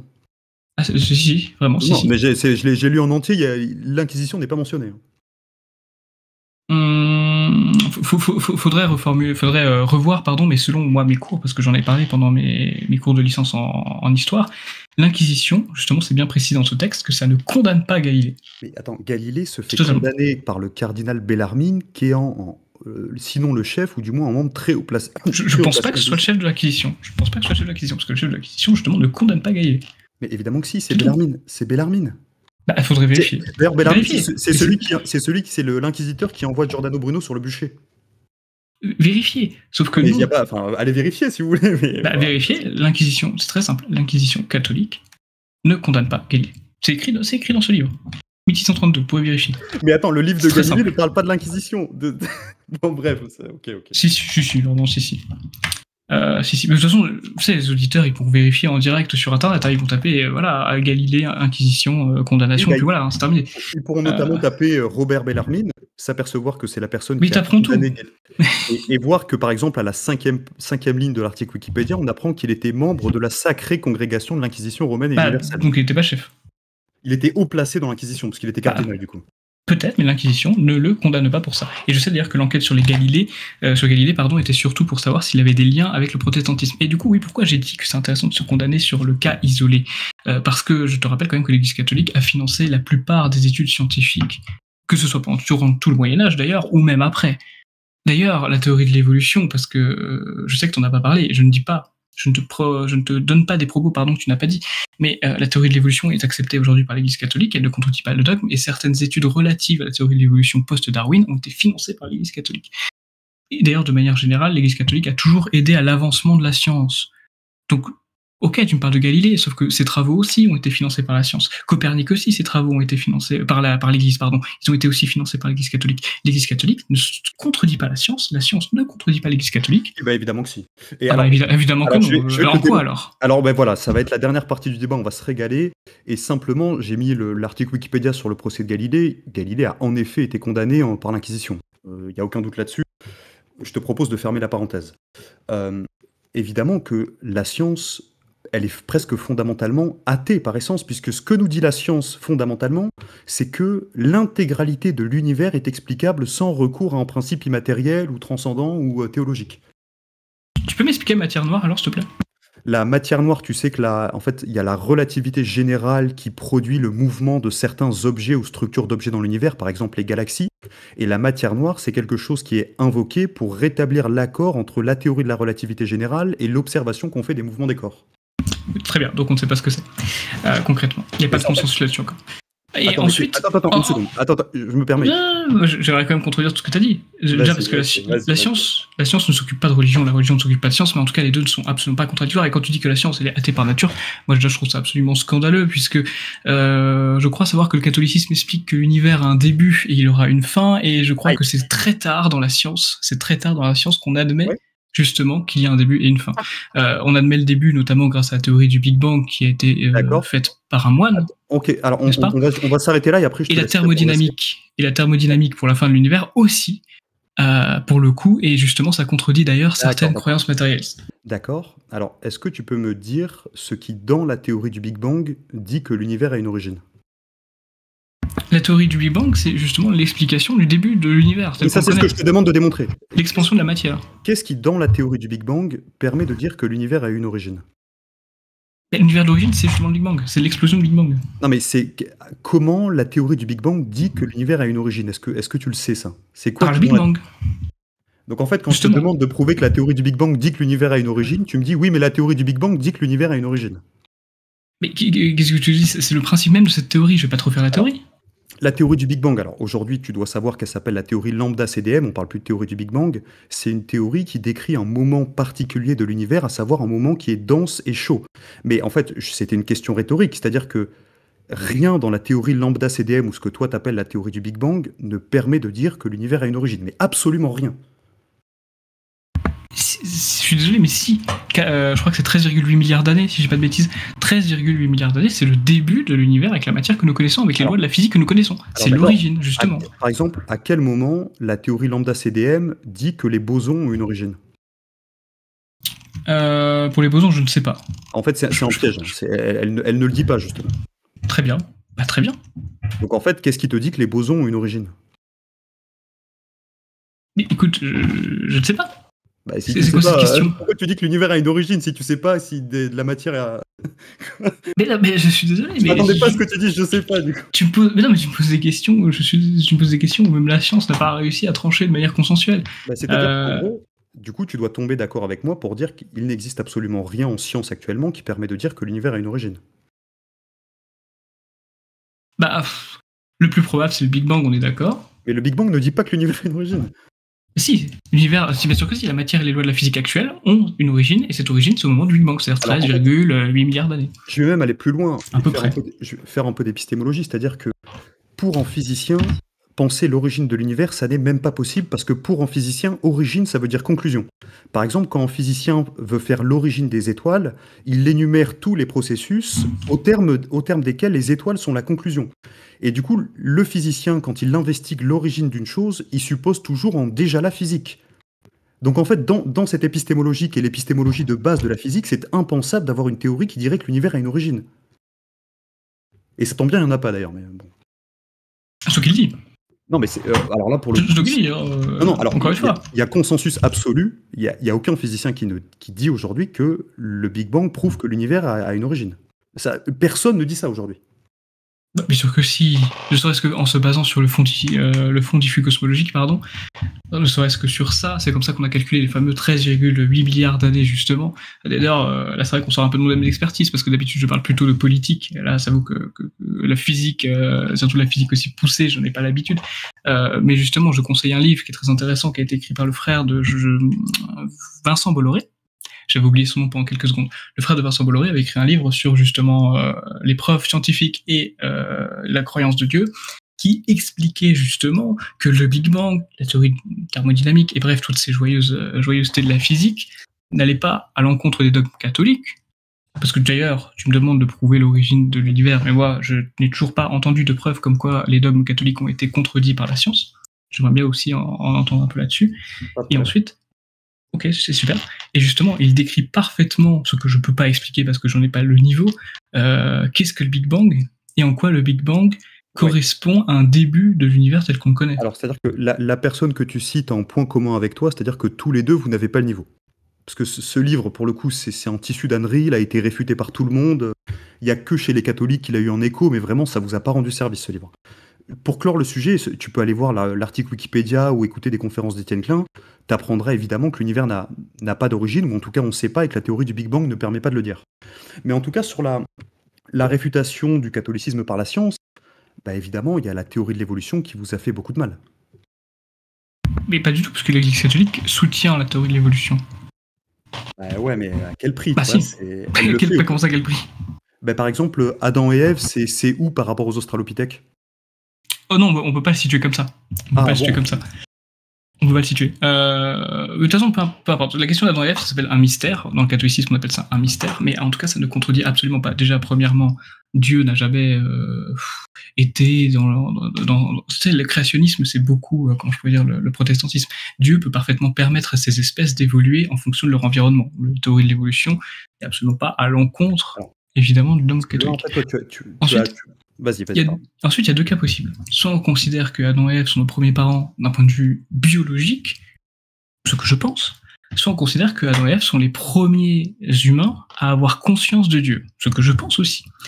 Parce que les deux sont en fait profondément compatibles. Parce que si tu as la capacité d'admettre que Dieu puisse exister, c'est que quelque part, en toi, tu as le gène qui te permet d'avoir cette réflexion. Tu ne peux pas avoir une réflexion si tu n'as pas la capacité, ça me paraît logique. Si tous les humains sur Terre peuvent admettre que Dieu existe ou non, s'ils peuvent trancher sur cette question, alors c'est que tous les humains sur Terre ont cette capacité et que donc, ils descendent d'Adam et Ève. Donc dans les deux cas, ça ne contredit pas la théorie de l'évolution. Je vais essayer de reformuler ce que tu as dit pour que tu te rendes compte à quel point ça ne peut pas tenir. C'est-à-dire, en gros, tu dis, il y a des gens qui croient en Dieu, si on insère ça dans la théorie de l'évolution, ça veut dire qu'il y a un gène qui fait que les gens croient en Dieu, et le fait qu'il y a un gène qui fait que les gens croient en Dieu, c'est la preuve de l'existence d'Adam et Ève sous une forme allégorique. Pour croire en Dieu, on est d'accord là-dessus, il faut les capacités de penser, les capacités d'avoir une pensée. Et puis avoir les capacités d'avoir une pensée, on l'a inscrit dans nos gènes, on est d'accord. C'est une capacité que nous avons. Et alors, simplement, là, c'est marrant parce que c'est très athée ce que tu fais. C'est-à-dire que quand tu expliques une idée en fonction du support génétique qui la cause, bah, ça encourage plutôt à une forme de relativisme. Parce que peut-être qu'on aurait pu suivre un chemin évolutif dans lequel le gène, comme tu dis, de Dieu, même si évidemment ça n'existe pas, je crois qu'on est d'accord là-dessus, le gène de Dieu n'apparaît pas. On peut penser en chemin évolutif où... Tu vois ce que je veux dire ? Oui, c'est ce que je dis. T'as les gènes qui te permettent de penser et de considérer l'existence de Dieu et tout un tas de choses. Si tu as cette capacité-là et que tous les humains ont cette capacité sur Terre, c'est bien qu'on a un ancêtre commun qui nous a transmis cette capacité. Donc cette capacité, ça pourrait s'apparenter à Adam et Ève potentiellement. Mais encore une fois, c'est un mystère. Hein. Je n'explique pas Adam et Ève. Je dis que ça ne contredit pas la théorie de l'évolution. Bah, je crois qu'au moins tu peux reconnaître que l'Église était dans une position plus confortable avant la théorie de Darwin. C'est-à-dire qu'on avait un schéma qui était clair, on n'avait pas besoin d'entrer dans des allégories bizarres comme tu es en train de le faire sur la Genèse et la Il n'y a situation pas de théorie bizarre, c'est juste qu'on a manqué, et c'est tout à fait légitime, à l'époque on a manqué de recul. C'est-à-dire qu'en moins de 15 ans, on a découvert la théorie de l'évolution, on a découvert l'existence des dinosaures, parce que je rappelle que les premiers fossiles de dinosaures, c'est même pas 7 ou 10 ans après. Je rappelle. Il nous reste 8 minutes, donc pensez à conclure. D'accord. Et juste après, on a la théorie du Big Bang. Bref, en même pas 2-3 décennies, on a des théories radicales sur notre conception de l'univers qui, d'apparence, de surface, dans un premier temps, pourraient nous faire penser que cela contredit l'enseignement de l'Église catholique, puisque c'est quelque chose qui est relativement, qui est même pas relativement d'ailleurs, qui est extrêmement nouveau, et dont l'Église catholique n'a jamais parlé avant. Et d'ailleurs, c'est une explication de pourquoi l'Occident a commencé de plus en plus à ne plus croire en Dieu, a commencé à décroire. Tout ce que je viens de dire, c'est-à-dire l'avancée scientifique sur des théories des théories, même des vérités pour certaines d'ailleurs, qui remettent en cause notre conception de la vie même, dans un laps de temps extrêmement court. Théorie de l'évolution, la découverte des dinosaures, les Big Bang, etc., etc. Bref, parce que tout ça, c'est à peu près la même période. C'est juste avant 1905. Oui, c'est-à-dire c'est intéressant ce que tu dis, et c'est ce que Freud, qui pour une fois disait quelque chose d'intéressant, c'est ce qu'il appelait des blessures narcissiques. Et bon, je vais peut-être pas rentrer là-dedans, je sais pas si tu veux conclure le débat, Alexandre. J'ai justement finir là-dessus. Après, il nous reste 8 minutes, on est assez large. Et justement, du coup, effectivement, dans un premier temps, par manque de recul, les gens se sont éloignés de Dieu parce que leur conception de la vie a complètement été chamboulée. Et nous sommes dans cette génération qui, justement, succède plusieurs générations de personnes qui se sont détournées de Dieu, soi-disant pour une science. Bon, au final, toi comme moi, on le sait très bien, et d'ailleurs je fais partie quelque part, la plupart de la population n'est pas cultivée sur la science, et quand elle renie Dieu pour la science, très souvent, elle tombe dans des croyances ésotériques très cheloues, ou dans de la pseudo-science, ou les médiums, etc. Bref, ça c'est un fléau qu'il faut combattre. C'est pas vrai, c'est un fléau qu'il faut combattre. Ça c'est la première chose. Et surtout, oui, la seconde chose, c'est que maintenant, on a réussi à accepter ces nouvelles conceptions de la vie, et on arrive à les mettre en lien avec les dogmes catholiques, et on se rend compte que ça ne contredit pas. Ça ne contredit absolument pas les dogmes catholiques. Finalement, est-ce qu'on ne peut pas retomber sur la première partie de nos débats, en ce sens que ce que tu es en train de faire, moi, ça m'apparaît comme du modernisme. C'est-à-dire qu'il y a des choses que le contexte de la modernité ne te permet pas de nier, et tu essayes d'adapter la foi au prix d'allégories un peu curieuses pour la rendre compatible avec le contexte scientifique, en l'occurrence de la modernité. Je ne rends rien compatible du tout. Heureusement qu'on est dans une religion qui est vivante, on n'est pas dans une religion morte, bien évidemment. Je peux l'entendre dire. Heureusement qu'on utilise, et c'est pas du modernisme de faire ça, heureusement qu'on utilise nos nouvelles découvertes pour alimenter, pour renforcer nos dogmes. Encore heureux. Heureusement qu'on a eu des travaux. T'as dit que ça avait effrité des dogmes. Sûr que si. Oui, d'un point de vue de la population, oui, bien évidemment. Voilà. J'imagine, en moins de 30 ans, t'as toutes ces découvertes, bien évidemment que le gars random, ça va bouleverser sa conception du monde et il va commencer à remettre en cause tout ce qu'il a appris. Évidemment, c'est logique. Mais bon, pour revenir plus sur 2024, non, ce n'est pas du modernisme d'utiliser nos nouvelles connaissances pour renforcer notre dogme. Heureusement qu'on a eu les travaux de saint Thomas d'Aquin pour comprendre ce qu'était la Trinité, par exemple. Bien évidemment qu'on utilise les plus grands génies de nos mondes, du monde principalement occidental, mais pas que, mais oui, effectivement, principalement occidental, pour alimenter cette foi. Par exemple, quand on a eu le linceul de Turin, dois connaître le linceul de Turin. Bien sûr, bien sûr. Carbone 14, vas-y, on dit que c'est du 14e siècle. Voilà. Finalement, qu'est-ce qu'on apprend? Que le carbone 14 a des failles, et lorsqu'on réétudie le linceul de Turin avec du rayon X, on apprend que le linceul de Turin a 2000 ans. Bon, bah voilà, plus la science avance, plus elle confirme les théories qu'il y avait eu dans l'Église catholique sur le plan politique. Par exemple, on disait également que les habitants de Nazareth, les Nazaréens, étaient beaucoup plus pratiquants en tant que juifs que les habitants de Jérusalem. Bah, il s'avère qu'effectivement, l'archéologie a prouvé qu'il y avait de la poterie à Jérusalem qui ne venait pas de Jérusalem, et qu'il n'y avait pas de poterie de Nazareth qui ne venait pas de Nazareth. C'est-à-dire que sur le Cacher, les Nazaréens étaient beaucoup plus pointilleux et rigoureux que les habitants de Jérusalem. Ça peut paraître con, mais si la Bible se trompe sur un détail comme les habitants de Nazareth étaient plus pieux que ceux de Jérusalem, ça la fout mal pour la cohérence. Et là, l'archéologie 2000 ans après... Alors, la Bible s'est trompée sur plein de choses, mais peut-être là, ça nous renverrait à un autre débat, et en l'occurrence, je parle de la topographie des lieux énumérés dans certains passages de l'évangile de Matthieu. De l'évangile de Marc, pardon, pas Matthieu. Mais quoi qu'il en soit, tu dis voilà, le christianisme a parfaitement su intégrer les découvertes scientifiques qui finalement lui ont plus servi que desservi. Je ne suis pas sûr que ce soit le cas pour la raison que je t'ai énumérée au tout début, à savoir que la science, elle est quasiment athée par naissance et par naissance et par essence. C'est-à-dire que la science, elle nous montre qu'on peut rendre compte d'absolument tout ce qui a lieu dans l'univers sans jamais avoir recours à un principe divin ou immatériel. Et donc quand tu poses ça au fondement de ton épistémologie, c'est-à-dire de ton mode d'acquisition des connaissances, évidemment que jamais les découvertes que va faire une telle démarche ne seront en faveur de l'existence de Dieu ou de la révélation. Je suis fondamentalement, mais là on tourne un peu en haut, mais je suis fondamentalement en désaccord. La science n'est pas athée, la science est apathique, elle ne s'occupe pas de Dieu. Elle montre qu'on n'en a pas besoin. On en a besoin pour le salut de notre âme, on n'en a pas besoin pour améliorer les interrupteurs, c'est fait. Comment? J'ai pas entendu, pardon. La science a démontré l'inexistence de l'âme. Non, ça c'est faux. C'est radicalement faux. T'as des études contradictoires, t'as des études qui disent que oui, on a réussi à poser l'âme, t'en as d'autres qui disent que non. Il n'y a pas de consensus, il n'y a aucun consensus qui dit oui, l'âme existe ou non. Alors, c'est radicalement faux. Est-ce que tu pourrais me citer... toi, cite-moi le consensus. Alors, le consensus en neurosciences, c'est une approche qui s'appelle le fonctionnalisme naturaliste, qui consiste à dire que l'intégralité de nos états mentaux sont produits par un organe qui s'appelle le cerveau. Voilà le consensus. Oui, ça ne contredit pas le concept de l'âme. C'est-à-dire que quand tu peux rendre compte de tous les états mentaux à partir d'un dispositif biologique, une âme immatérielle, tu comprends que... Formidable, ça veut juste dire que Dieu t'a donné les outils d'émettre des émotions, des fonctions, etc., etc. Ça ne me contredit pas, encore une fois, l'existence de l'âme. Tu peux pas me prouver par A plus B qu'il n'y a pas de paradis, qu'il n'y a pas d'enfer. Tu ne peux pas. Mais c'est pas ça, je dis pas que c'est une preuve que ça existe. Si, parce que ton âme, elle va quelque part. Ton âme, elle va au purgatoire, elle va au paradis, elle va en enfer. Mais attention, je dis pas que ce n'est pas parce que ce n'est pas prouvable que ça existe. C'est pas ce que je dis. C'est juste que la science est par définition apathéiste. Elle ne s'occupe pas de Dieu. Et alors, la plupart des physiciens sont croyants, tu le sais très bien. Alors peut-être pour rester sur l'âme, parce que c'est... Notre conclusion tous les deux, parce que là, on ne va pas lancer un débat sur l'âme alors qu'il nous reste 1 minute. Bon, peut-être c'est ce qu'on fait traditionnellement quand on fait une conclusion. D'ailleurs, comme j'ai commencé l'introduction, je te propose de conclure en dernier, Alexandre, si t'es d'accord ? Très bien. Voilà, ce que j'allais dire, c'est que en général, quand on fait une conclusion, on résume un peu sa position et on y rajoute quelques formules choc, mais je vais pas faire ça.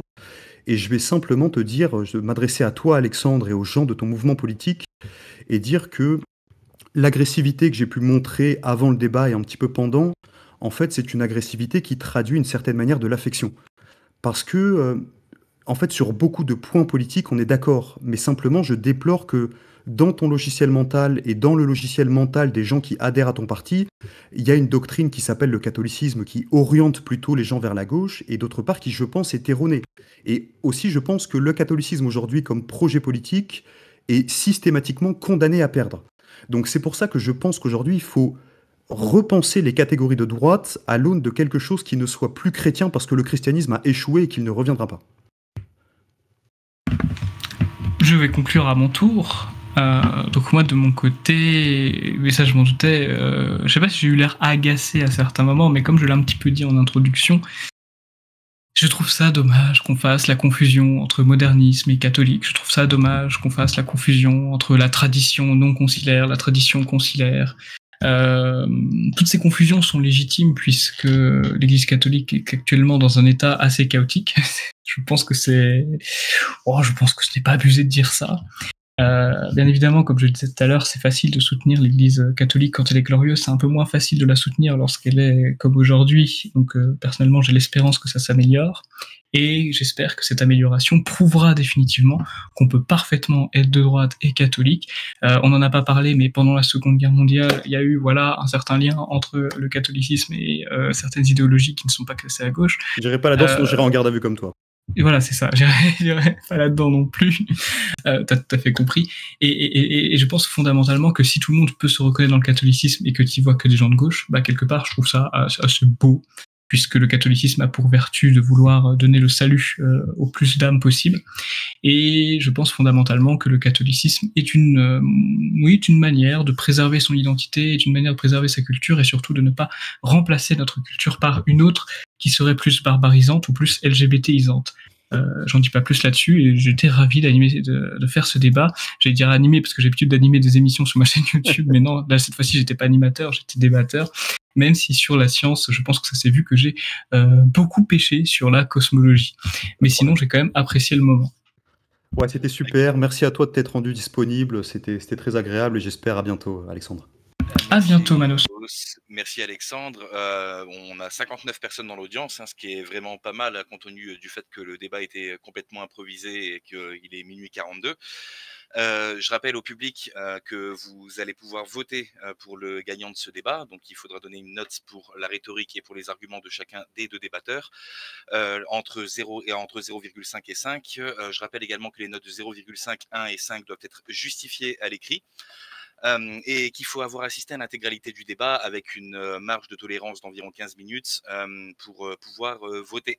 Je rappelle également que la deuxième saison des débats, du tournoi de débat, est en cours d'organisation et qu'on est toujours à la recherche de débatteurs.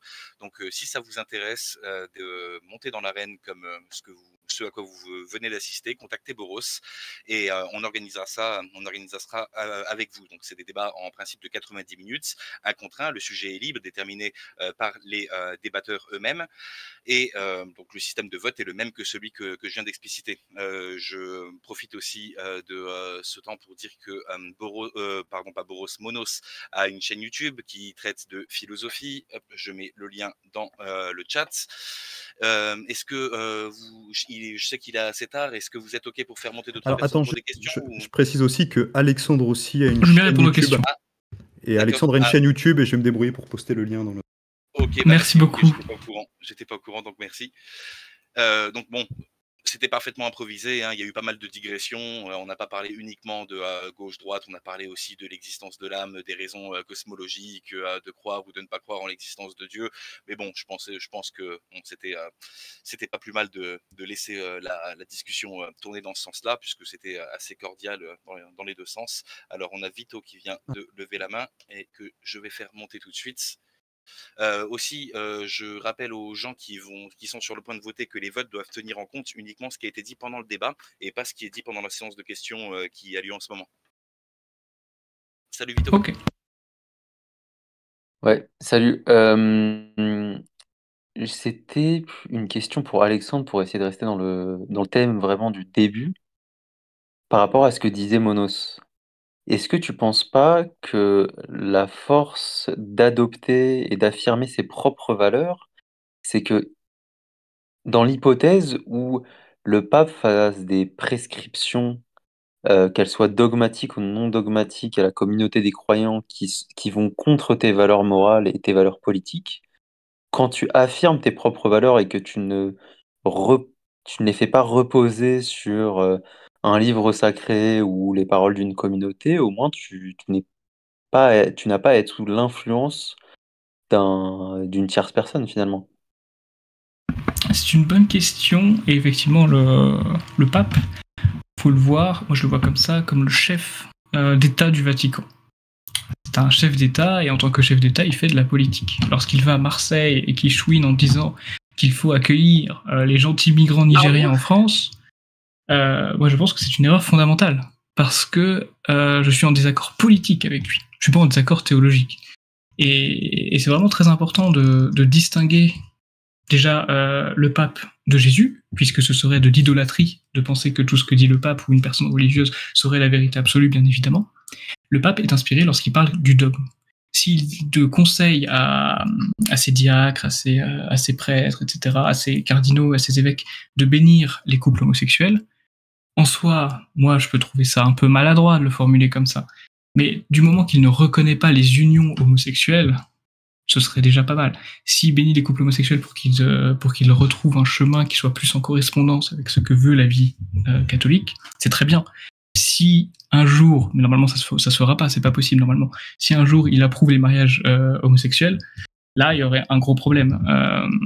Il faut toujours garder son libre arbitre, son esprit critique, et je ne pense pas être influencé par le pape, si ce n'est de manière un peu négative, puisqu'il m'exaspère quand il parle de politique, pour être tout à fait transparent. Je sais pas si j'ai répondu correctement à la question. En Vas-y, gros, Vito, ouais. ce que tu dis, c'est que finalement, le pape n'a pas grand-chose à nous dire en matière de politique. Pourquoi pas, mais quand même en termes de valeurs morales, j'ai l'impression que le christianisme est générateur d'un grand nombre de valeurs morales qui ont, elles, des implications politiques potentiellement assez nettes. Je pense effectivement, comme j'avais pris l'exemple du boulanger et de la plomberie, et je pense vraiment que moi je reste là-dessus personnellement parce que les papes se contredisent entre eux. Donc qu'est-ce qu'on fait si on a un pape François qui aujourd'hui favorise l'immigration, et si dans 100 ans on a un pape qui est contre justement cette question de vivre ensemble, on suit lequel dans ce cas-là, tu vois? C'est toujours cette question-là. Les papes ont leur libre arbitre, et donc quand ils parlent de politique, ils peuvent avoir des avis contradictoires entre eux. Donc moi effectivement je conseille de ne pas suivre le pape en termes de leader politique. Oui, c'est un leader qui reste religieux, qui parle de dogme, etc. Et ça, oui, pourquoi pas. Il faut l'écouter lorsqu'il parle de dogme, mais lorsqu'il parle de choses de dogme, faut pas l'écouter. Surtout que comme je te l'ai dit, tu peux avoir deux papes qui ont des valeurs morales relativement différentes. Du moment que la morale ne parle pas de Dieu, il faut pas forcément y apporter du crédit. Ça reste un influenceur sur la morale. Enfin, c'est un peu maladroit dit comme ça, mais t'as compris quoi. Ce n'est La vision pas. de la religion, en gros, c'est de dire que elle est utile pour nous dire quoi prier et quoi penser pour sauver notre âme, mais pour comment mener sa vie personnelle sur pas mal d'aspects et sur la vie d'un pays et d'une nation, ça n'a pas grand-chose à nous dire. Oui, c'est ça globalement. Mais après, comme je te dis, nous on est une religion qui est apostolique. Hein. C'est-à-dire que nous suivons. Les apostats. On voit pas. Non, oula, non, oula, non, les descendants des apôtres, à savoir les évêques, pas les apostats. Notre religion, je vais pas rentrer dans les détails hiérarchiques, etc. Mais toi, en tant que catholique, tu dois effectivement plus te référer entre guillemets à l'évêque, parce qu'on est une religion qui reste malgré tout apostolique. Ça veut pas dire qu'il faut pas écouter le pape, hein, bien évidemment, mais dans les hiérarchies, tu obéis plus ou moins à ton évêque. On rentre pas dans le détail, mais oui, t'as parfaitement compris que là, il faut écouter quand ça parle de dogme. Quand ça parle pas de dogme, non, tu gardes ton esprit critique, tu gardes ta liberté, ton libre arbitre. On n'a pas à te dicter quoi penser, on n'a pas à te dicter quoi penser et dire, surtout. Ok, après j'aurais des remarques plus tard à faire sur d'autres trucs que tu as dit, mais je vais laisser Kiwi, qui est elle-même une catholique et qui, elle, a des valeurs morales opposées aux tiennes, intervenir. Ah, cool. Ah oui. Bonsoir. Déjà, merci beaucoup Bonsoir. d'être sur le serveur et d'avoir débattu. C'est vraiment, je trouve que c'est très positif d'avoir quand même une diversité des points de vue sur le catholicisme. Et c'était très amusant d'entendre Monos, on va dire, utiliser certaines opinions que je partage avec lui, malgré le fait qu'effectivement, il n'est point catholique, malheureusement. Mais on va essayer de le ramener vers le droit chemin. À la bonne heure. Bon, déjà, On je priera vais pour pas lui. te mentir, la façon dont tu parles de notre pape, ça m'a beaucoup blessée.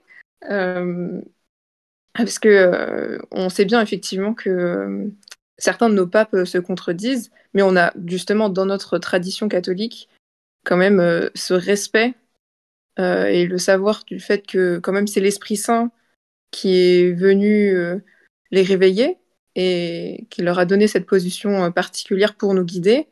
Et donc je pense que même si effectivement certaines paroles ne sont pas directement dogmatiques, il faut quand même les écouter et essayer de les comprendre et de comprendre que c'est des réflexions qui viennent du pape, mais aussi viennent quand même de l'institution catholique en général, notamment dans les encycliques.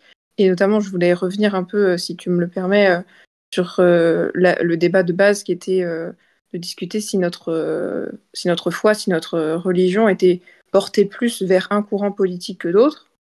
Il y a quand même beaucoup d'encycliques, si on parle juste purement du coup de discussion des différents papes, qui sont quand même très tournées vers justement des actions plutôt de gauche.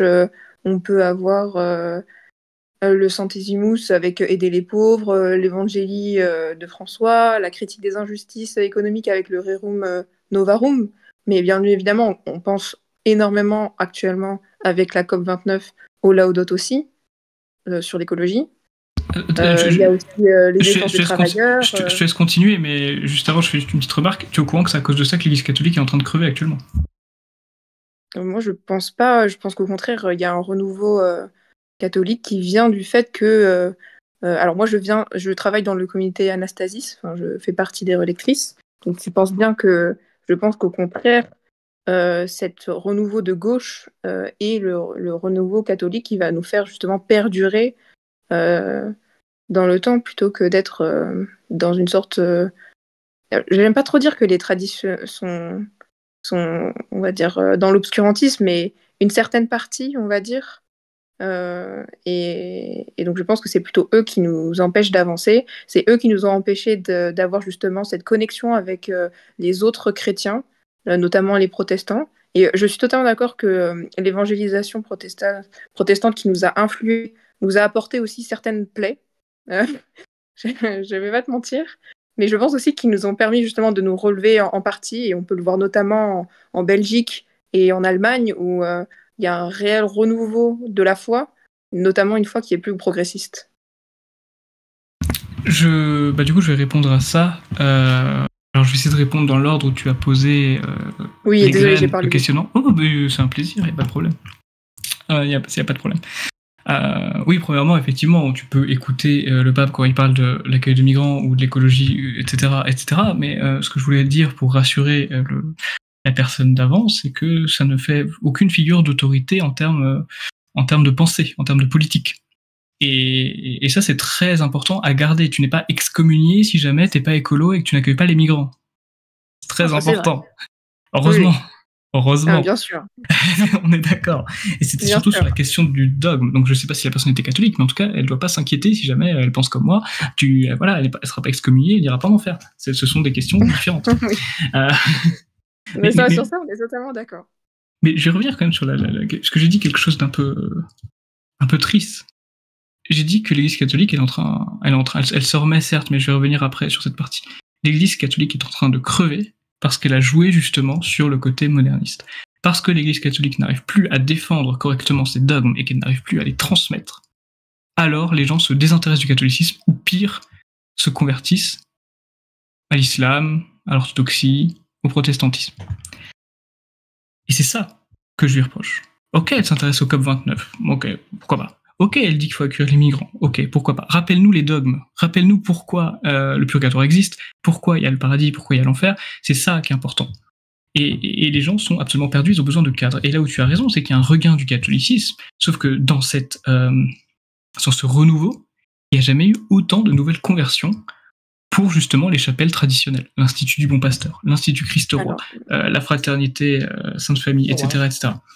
Donc justement... Ça, c'est vrai surtout en France. Mais dans les autres pays européens, c'est justement plus vers le progressisme que les personnes se tournent. Alors, sauf aux Pays-Bas, je crois, effectivement, aux Pays-Bas, c'est aussi plus tradit. États-Unis aussi, c'est très tradit. Il faut aussi voir quand même que c'est très genré, ce renouveau très tradit, il est très genré.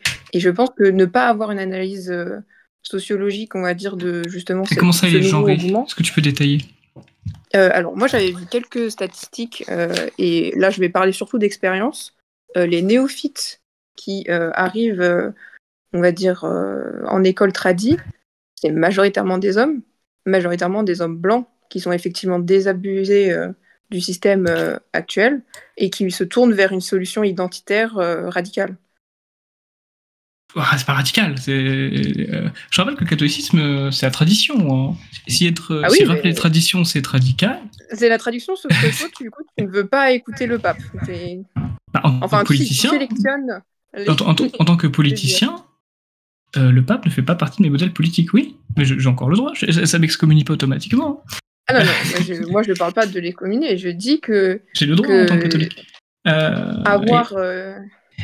Et d'ailleurs, je tiens à rajouter quelque chose, c'est que moi, j'ai un peu mal, parce que tu avais dit globalement que les tradis ont nuisé à votre avancée, mais c'est totalement l'inverse. Qu'est-ce que vous avez à interdire le latin dans certains pays? Voilà, la messe en latin au Mexique est interdite.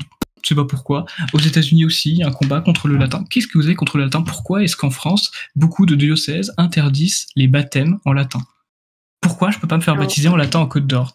Et ça vient de l'Église conciliaire. Bah oui, mais moi, c'est mon premier combat et c'est le premier combat. C'est le premier combat de millions de catholiques. Parce qu'actuellement, il y a plusieurs pays, dont notamment le Mexique, qui ne peuvent pas aller à la messe en latin. Voilà. Et ça vient de l'Église, ça vient pas de l'État. Et combien de temps avant que ça arrive en France, je ne sais pas. Mais globalement, vous persécutez les tradis.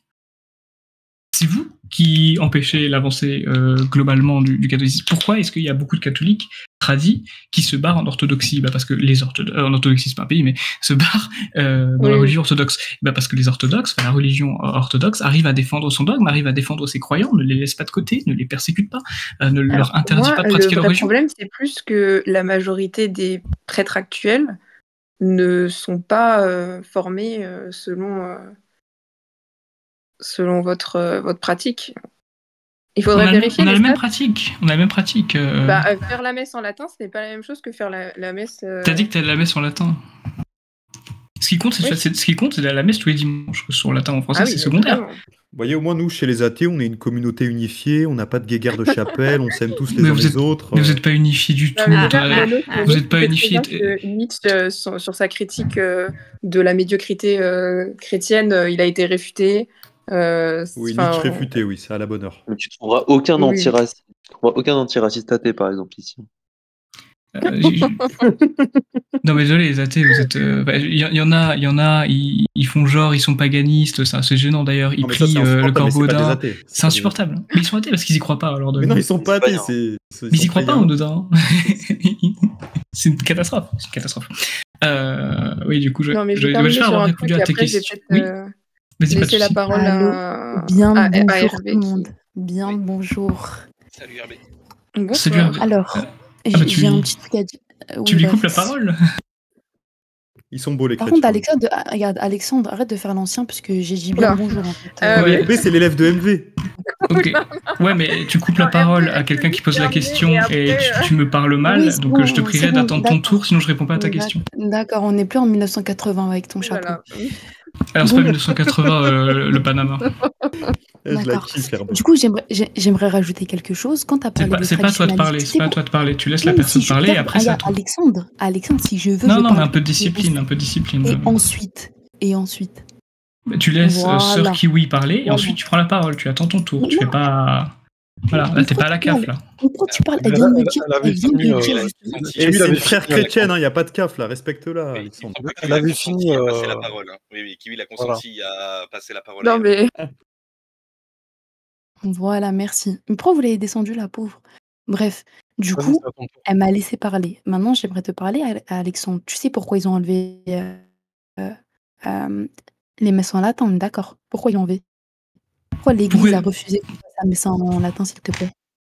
Explique-moi pourquoi ils ont mis la messe Paul VI. Explique-moi. Non, mais c'est une question rhétorique, donc tu as la réponse. Alexandre, vu que tu parles, j'aimerais, moi, savoir toi aussi, tu parles. Pourquoi ils ont enlevé la messe en latin. Explique-moi. C'est une question rhétorique, explique-moi. Regarde, ça va être très simple, regarde. Il s'est avéré que justement, après Vatican II, il y a eu une montée, notamment de ces dévacantistes et à l'arrivée des SSPX, etc. Ça a posé un gros problème en fait à l'Église catholique, tout simplement parce qu'il y a eu de moins en moins de croyants, de moins en moins de personnes qui étaient justement assimilées à l'Église catholique, à l'Église soumise, à Rome, quoi, tout simplement. Et donc pour cela, pour pouvoir écarter ce danger-là, l'Église elle-même a refusé dans certaines églises de pouvoir faire la messe en latin. Et ensuite, Bah, vas-y, Et ensuite. ensuite, que la messe soit en français. Et c'est quoi le souci? Je comprends pas. Parce que tu viens de dire que nous, on te persécute, alors que, qu'on remette les choses au clair, c'est les FCSPX et les CDVacantistes, pardon, qui aiment trop parler des catholiques. Alors déjà, moi je ne suis pas à la fraternité Saint-Pie. J'en ai un peu rien à faire. Moi, juste, Bah, je viens exposer l'idée que Bah, si t'en as rien à faire, tu poses pas de questions. Maintenant, tu me laisses Non, mais répondre. regarde. Non, bah vas-y. Si, tu me laisses répondre. Vas-y, réponds, c'est bon, vas-y, réponds. Tu me laisses répondre. Ensuite. Alors, donc moi, je ne suis pas à la fraternité Saint-Pie, je ne suis pas CD-vacantiste non plus. Et s'il y a une montée du CD-vacantisme, bah, posez-vous des questions. Peut-être qu'il y a une raison. Et ensuite, pourquoi vous souhaitez limiter tant que ça la messe en latin? Parce que vous dites pourquoi pas faire la messe en français? Bah, moi, je vous pose la question, pourquoi ne pas la faire en latin? Parce que... Attends, je viens de dire, attends, je vais me répéter comme ça rentre dans tes oreilles. Il y a eu une montée, justement, de personnes qui s'écartaient de l'Église catholique. Et c'était la raison pour laquelle, justement, les gens ils voulaient se rallier à une certaine tradition en allant un peu plus dans l'Église latine et ils refusaient en fait tout ce que l'Église mettait en place, notamment sur Vatican II. Et c'est notamment la raison pour laquelle l'Église, elle s'est dit, mais en fait, le meilleur moyen, c'est d'écarter en fait les messes en latin. Parce qu'en fait, c'est un début. En fait, les gens, quand ils allaient à la messe latine... Mais attends, laisse-moi parler. Les gens, quand ils allaient à la messe latine, c'est dans le but de se rallier à une tradition. Et sauf que quand ils se ralliaient à cette tradition-là, derrière, il y avait tout ce qui découlait, c'est-à-dire des idées qui étaient totalement anti-Vatican II. Par contre, je n'aurais pas l'idée que, oui, bien sûr, la messe latine, elle peut être très bien, et je conçois que, par exemple, toi, tu n'es pas content du fait que l'Église refuse certaines fois les messes en latin. Mais ça n'empêche pas l'idée que la raison principale, elle était tout de même bonne, tu vois. Jean-Paul II a justement autorisé la création d'institutions, l'Institut du Bon Pasteur, je crois, par exemple, qui faisaient les messes en latin, pour justement absorber ces catholiques-là, pour ne pas qu'ils aillent chez Saint-Pie, chez les lefévristes. C'est vrai, on est d'accord. Les messes en latin ont été à un moment donné réhabilitées pour réabsorber les tradis. Bon, maintenant on est dans cette continuité. Il y a toujours cet esprit de on fait des messes en latin pour conserver dans notre concile les tradis. Cependant, sans faire une critique du pape François et de ses évêques, je trouve ça effectivement pas normal que des diocèses, notamment des diocèses français, interdisent le baptême en latin. Parce que pour vous précipitez ces gens-là, dont je fais partie, dans les bras de Saint-Pie, justement. Puisque nous voulons garder la tradition, nous voulons garder le latin, nous voulons garder les messes comme nous le faisions il y a 1000 ans. Et finalement, à force de les limiter, un jour, il n'y aura plus que Saint-Pie qui les proposera. C'est dommage. Oui, mais justement, moi, à la rigueur, je conçois, et ça, c'est vrai, je suis totalement d'accord avec toi. Mais tout cela, c'est à cause de qui? C'est à cause de tout ce qui s'est passé, de cette séparation qui s'est passée notamment dans l'Église, avec la FCSPX, etc., etc. Et tout cela, en fait, ça a découlé au fait que, en fait, le latin, c'est limite un danger, c'est devenu limite un danger pour l'Église catholique. Et moi, à la rigueur, qu'on fasse la messe en latin ou en français, enfin, en fait, je comprends pas en quoi le latin se rapporte plus à être plus spirituel, à être plus traditionnel que le français, en fait, je comprends pas. C'est une vraie question. Ben oui, mais moi je vais t'apporter une vraie réponse. L'Église catholique est en danger parce que, excuse-moi, mais moi ça m'abasourdit un peu toujours. Abasourdi, il n'y a qu'un seul S. Parce que l'Église moderne préfère une paroisse qui ne connaît pas ses dogmes qu'une paroisse qui récite la messe en latin. Ça me dépasse complètement. Nous sommes dans la connaissance des dogmes, nous sommes dans l'étude de nos dogmes. Les modernistes, je sais pas si ça en fait partie, du coup je dis pas vous, mais les modernistes, eux, ils croient pas forcément au purgatoire. Oui, bon, la Vierge Marie, l'Immaculée Conception, c'est pas trop. Voilà. Ah si, j'ai débattu avec énormément de modernistes. Tu racontes quoi là? Je parle des modernistes. C'est le principe même du modernisme. Ok, comment tu me définis un moderniste? Parce que tu viens de dire justement... Je l'ai défini au début du débat. Non, ok, regarde, j'étais pas là au début du débat. T'inclus l'idée qu'ici, il y a certaines églises qui... Laisse-moi terminer. T'inclus l'idée que, premièrement, ils acceptent que certaines églises ne prônent pas certains dogmes, mais pourtant ils refusent des églises qui disent la messe en latin. C'est quoi le rapport? C'est quoi le putain de rapport, s'il te plaît? Depuis quand l'église, elle s'est dit, bon, ok, il y a une église qui ne prône pas certains dogmes, mais on s'en fout. Bah, bien sûr que non, elle est totalement contre cela, en fait. Et justement, elle se rend compte... Arrête de parler. Elle se rend compte des répercussions. Bah, toi aussi, alors. Elle se rend compte des répercussions de ce qui se passe actuellement, en fait. Non, le modernisme remet en cause les dogmes catholiques. Donc, entre ne pas savoir protéger ces dogmes et reprocher aux gens de faire la messe en latin, excusez-moi, mais c'est vous le danger pour l'Église catholique, ce n'est pas moi. Ce n'est pas moi. Tu sais quoi, vas-y, donne Vous ne un connaissez pas de exemple. dogme. D'accord, tu me dis des églises. J'essaie Ok, très bien. d'oser, tu m'as coupé. L'Église Oui, mais moderne remet en cause le purgatoire, l'Église moderne remet en cause l'existence potentielle même de l'enfer. C'est quoi l'Église moderne? Comme j'ai expliqué tout à l'heure, le modernisme, le début, ça c'est 19e siècle. Le modernisme, c'est un courant qui, globalement, consiste à dire que notre ressenti propre vaut autant que les dogmes de l'Église catholique. Et Saint Pie X l'avait dit dans son encyclique que le modernisme était la somme de toutes les hérésies qui ont existé sur Terre, globalement. Et le modernisme a aujourd'hui gagné. C'est ça, le modernisme, c'est l'Église actuelle. Je dis pas que l'Église conciliaire est moderniste. Attention, je fais la distinction. On peut tout à fait être conciliaire, faire la messe en français, et ne pas être moderniste. Mais la plupart des églises où vous allez, où il y a que des personnes âgées globalement, c'est des modernistes. Et en l'occurrence, j'ai fait des parcours alpha avec eux, j'ai fait des parcours catholiques précis. Effectivement, ils sont imprégnés par le protestantisme, par le doute des dogmes. Et en soi, on peut douter des dogmes, sauf qu'eux, ils sont contre les dogmes. Et ça, excuse-moi, mais c'est ça qui est un vrai danger pour l'Église catholique. Si tu peux pas transmettre les dogmes à tes enfants, ils vont aller ailleurs. Ok, bref. Du coup, est-ce que l'Église, excuse-moi, elle condamne cela ou pas? Bah non, parce qu'elles sont toujours en activité, toujours financées, donc non. Foutre de la gueule des gens? Bah désolé, non, le modernisme n'est pas condamné par l'Église catholique. Très bien, ok, très bien. Donc, ne transforme pas ton ignorance en mépris, s'il te plaît. Si tu veux, Hervé, plutôt que ça tourne dans un autre débat, on pourra continuer ça en chill. Kiwil voulait rajouter quelque chose tout à l'heure. J'ai fait erreur en disant qu'elle avait. J'ai cru l'entendre. Ouais, je l'ai défendu, la pauvre Kiwil. La parole, mais oui, non, effectivement, c'est moi qui. Voilà. Elle était grand remplacée. Et voilà. Du coup, on pourra toujours continuer en chill, mais est-ce qu'on peut juste laisser du coup Kiwil dire ce qu'elle voulait dire, et puis ensuite, voilà, on retournera dans un salon tous ensemble. Et, Attends, Alexandre. Oui, d'accord, on va retourner dans un salon. Alexandre, on va voir si l'Église ne condamne pas ça. Attends. D'accord, bah va voir. Et puis, voilà, pendant que Kiwil, voilà, tu cherches un lien pendant que Kiwil formule. Oui, je vais pas rebondir sur les propos de Hervé parce que, bref. Non, ce qui m'intéressait, en revanche, c'était... Vous appartenez tous à la même religion. Oui, oui. Et j'aime beaucoup Hervé. Je l'aime de tout mon cœur. Mais je pense qu'on part dans tous les sens et il y a beaucoup de choses à dire sur le sujet parce que je pense que le sujet est très passionnant et très complexe. Tu vois, quand je t'ai proposé les différents encycliques qui justement discutaient des valeurs plus de gauche et que tu m'as dit oui, mais ça ne m'empêche, ça va pas m'excommunier que de penser différemment. Et je suis totalement d'accord. Il n'y a pas d'excommunication sur notre pensée personnelle. Et justement, ça revient sur l'idée que tout à l'heure, tu as dit qu'on n'était pas une foi qui était sur de l'orthopraxie. Et je trouve que c'est avoir une vision un peu limitée et c'est un peu dommage d'avoir cette vision-là parce que je suis totalement d'accord qu'on n'est pas de l'orthodoxie comme les orthodoxes et on n'est pas de l'orthopraxie comme les protestants. Mais justement, nous, on a cette complexité et cette richesse de voir la complémentarité entre les deux. Et c'est très bien expliqué dans les textes, le fait que sans les œuvres, je crois que c'est Jacques, la foi sans les œuvres est morte. C'est très important. Nos charismes, alors moi, effectivement, j'ai été éduquée par la communauté d'Emmanuel, donc les charismes, c'est très important pour moi. C'est quand même quelque chose qui se met en pratique. C'est pas juste de l'ascèse, c'est quelque chose qui est pratique dans notre politique, dans la façon dont on vote, dans la façon dont on agit en société.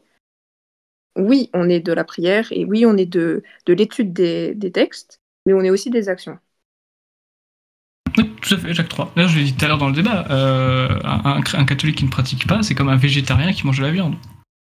Ou un sportif qui ne pratique pas, tu vois. Ça n'a pas de sens. Donc, tout à fait, on est d'accord, sœur Kiwi. Ah oui, mais ta belle-sœur, d'ailleurs, tu es dans les ordres? Non, pas du tout, c'est une blague. C'est une blague sur le serveur. Du tout. Mais c'est pour ça que je trouve que c'est quand même important de dire que notre vote est une action. Et donc, on ne peut pas nier quand même qu'on doit demander à Dieu et on doit prier pour nous donner le bon choix dans notre action de voter pour telles ou telles actions qui vont ensuite être mises en place par nos dirigeants. Après, prier sans faire mon protestant ou mon cédé vacantiste. prier Dieu pour nous aider à faire un choix éclairé, ça veut pas forcément dire écouter le pape sans discernement, hein, on soit d'accord, il y a toujours un discernement. Oui, mais Ensuite, c'est quand même. ensuite c'est quand même important parce que c'est pas. Là, je parle vraiment d'un point de vue pragmatique, je parle pas d'un point de vue religieux. C'est pas en islamisant la France que tu vas aider la cause catholique. Faut arrêter l'immigration musulmane à tout prix. Et peu importe ce que dit Pape François, vraiment. Je doute, enfin, le pape François, il a été très clair sur son immigration. C'était une immigration qui était de nécessité, qui n'était pas instrumentalisée et qui était l'accueil de notre prochain. Donc, en pratique, ça peut être discuté de comment on fait l'accueil de notre prochain. Moi, je ne m'engagerai pas là-dedans. Dieu merci, je ne fais pas de politique. Bon courage. Mais ce pourquoi, par contre, on peut vraiment se questionner, c'est plus, notamment sur, par exemple, le livre de la doctrine sociale de l'Église, c'est sur la théologie de la libération de Romero Camara, l'existentialisme chrétien. C'est quand même des valeurs qui sont profondément de gauche dans l'amour de la différence, dans l'amour du prochain, aussi pécheur que nous. Et je pense que c'est très important. Et alors j'ai l'impression que dans la droite qui favorise les inégalités, dans la droite qui justement fait fi de l'importance de soutenir les autres et d'une communauté, c'est en opposition avec notre dogme et nos croyances. Oula, parce que la droite, si tu veux, voilà, je vais faire une réponse un peu démago. En tant que chrétien, je prie pour que ces gens-là aient des conditions de vie suffisamment acceptables pour pas qu'ils n'aient à venir en Europe. Si ça te va comme réponse. Mais ton unique... alors, je ne suis pas spécialiste de ton parti politique, et moi, j'avais cru comprendre que le débat, c'était le catholicisme est-il de droite ou de gauche. Oui, et moi je répondais sur le fait que non, il n'est pas de gauche. De propositions, pas juste sur l'immigration. Oui. Enfin, que ce soit sur l'économie, sur l'écologie, tout ce que tu veux. On est sur de la bonne droite radicale, oui. Ok, oui, parce que en termes de... la droite radicale, en termes d'écologie, par exemple... La nucléaire. Oui, mais il n'y a pas que ça. Et en plus, quand on voit vos votes... Mettre fin aux éoliennes. Alors, on va pas rentrer dans un débat. Comment ça, on va peut-être pas rentrer là-dedans, mais... Voilà, limite. Mais merci Comment ça, nos votes répondu. Je vous propose de continuer ça en chill parce que pas de on a souci. tenu nos participants là déjà depuis un moment. Là, il est 1h13 heure de Paris, donc on continue en chill. Merci à tous les intervenants, merci au public. Merci beaucoup. Et puis voilà, à tout de suite.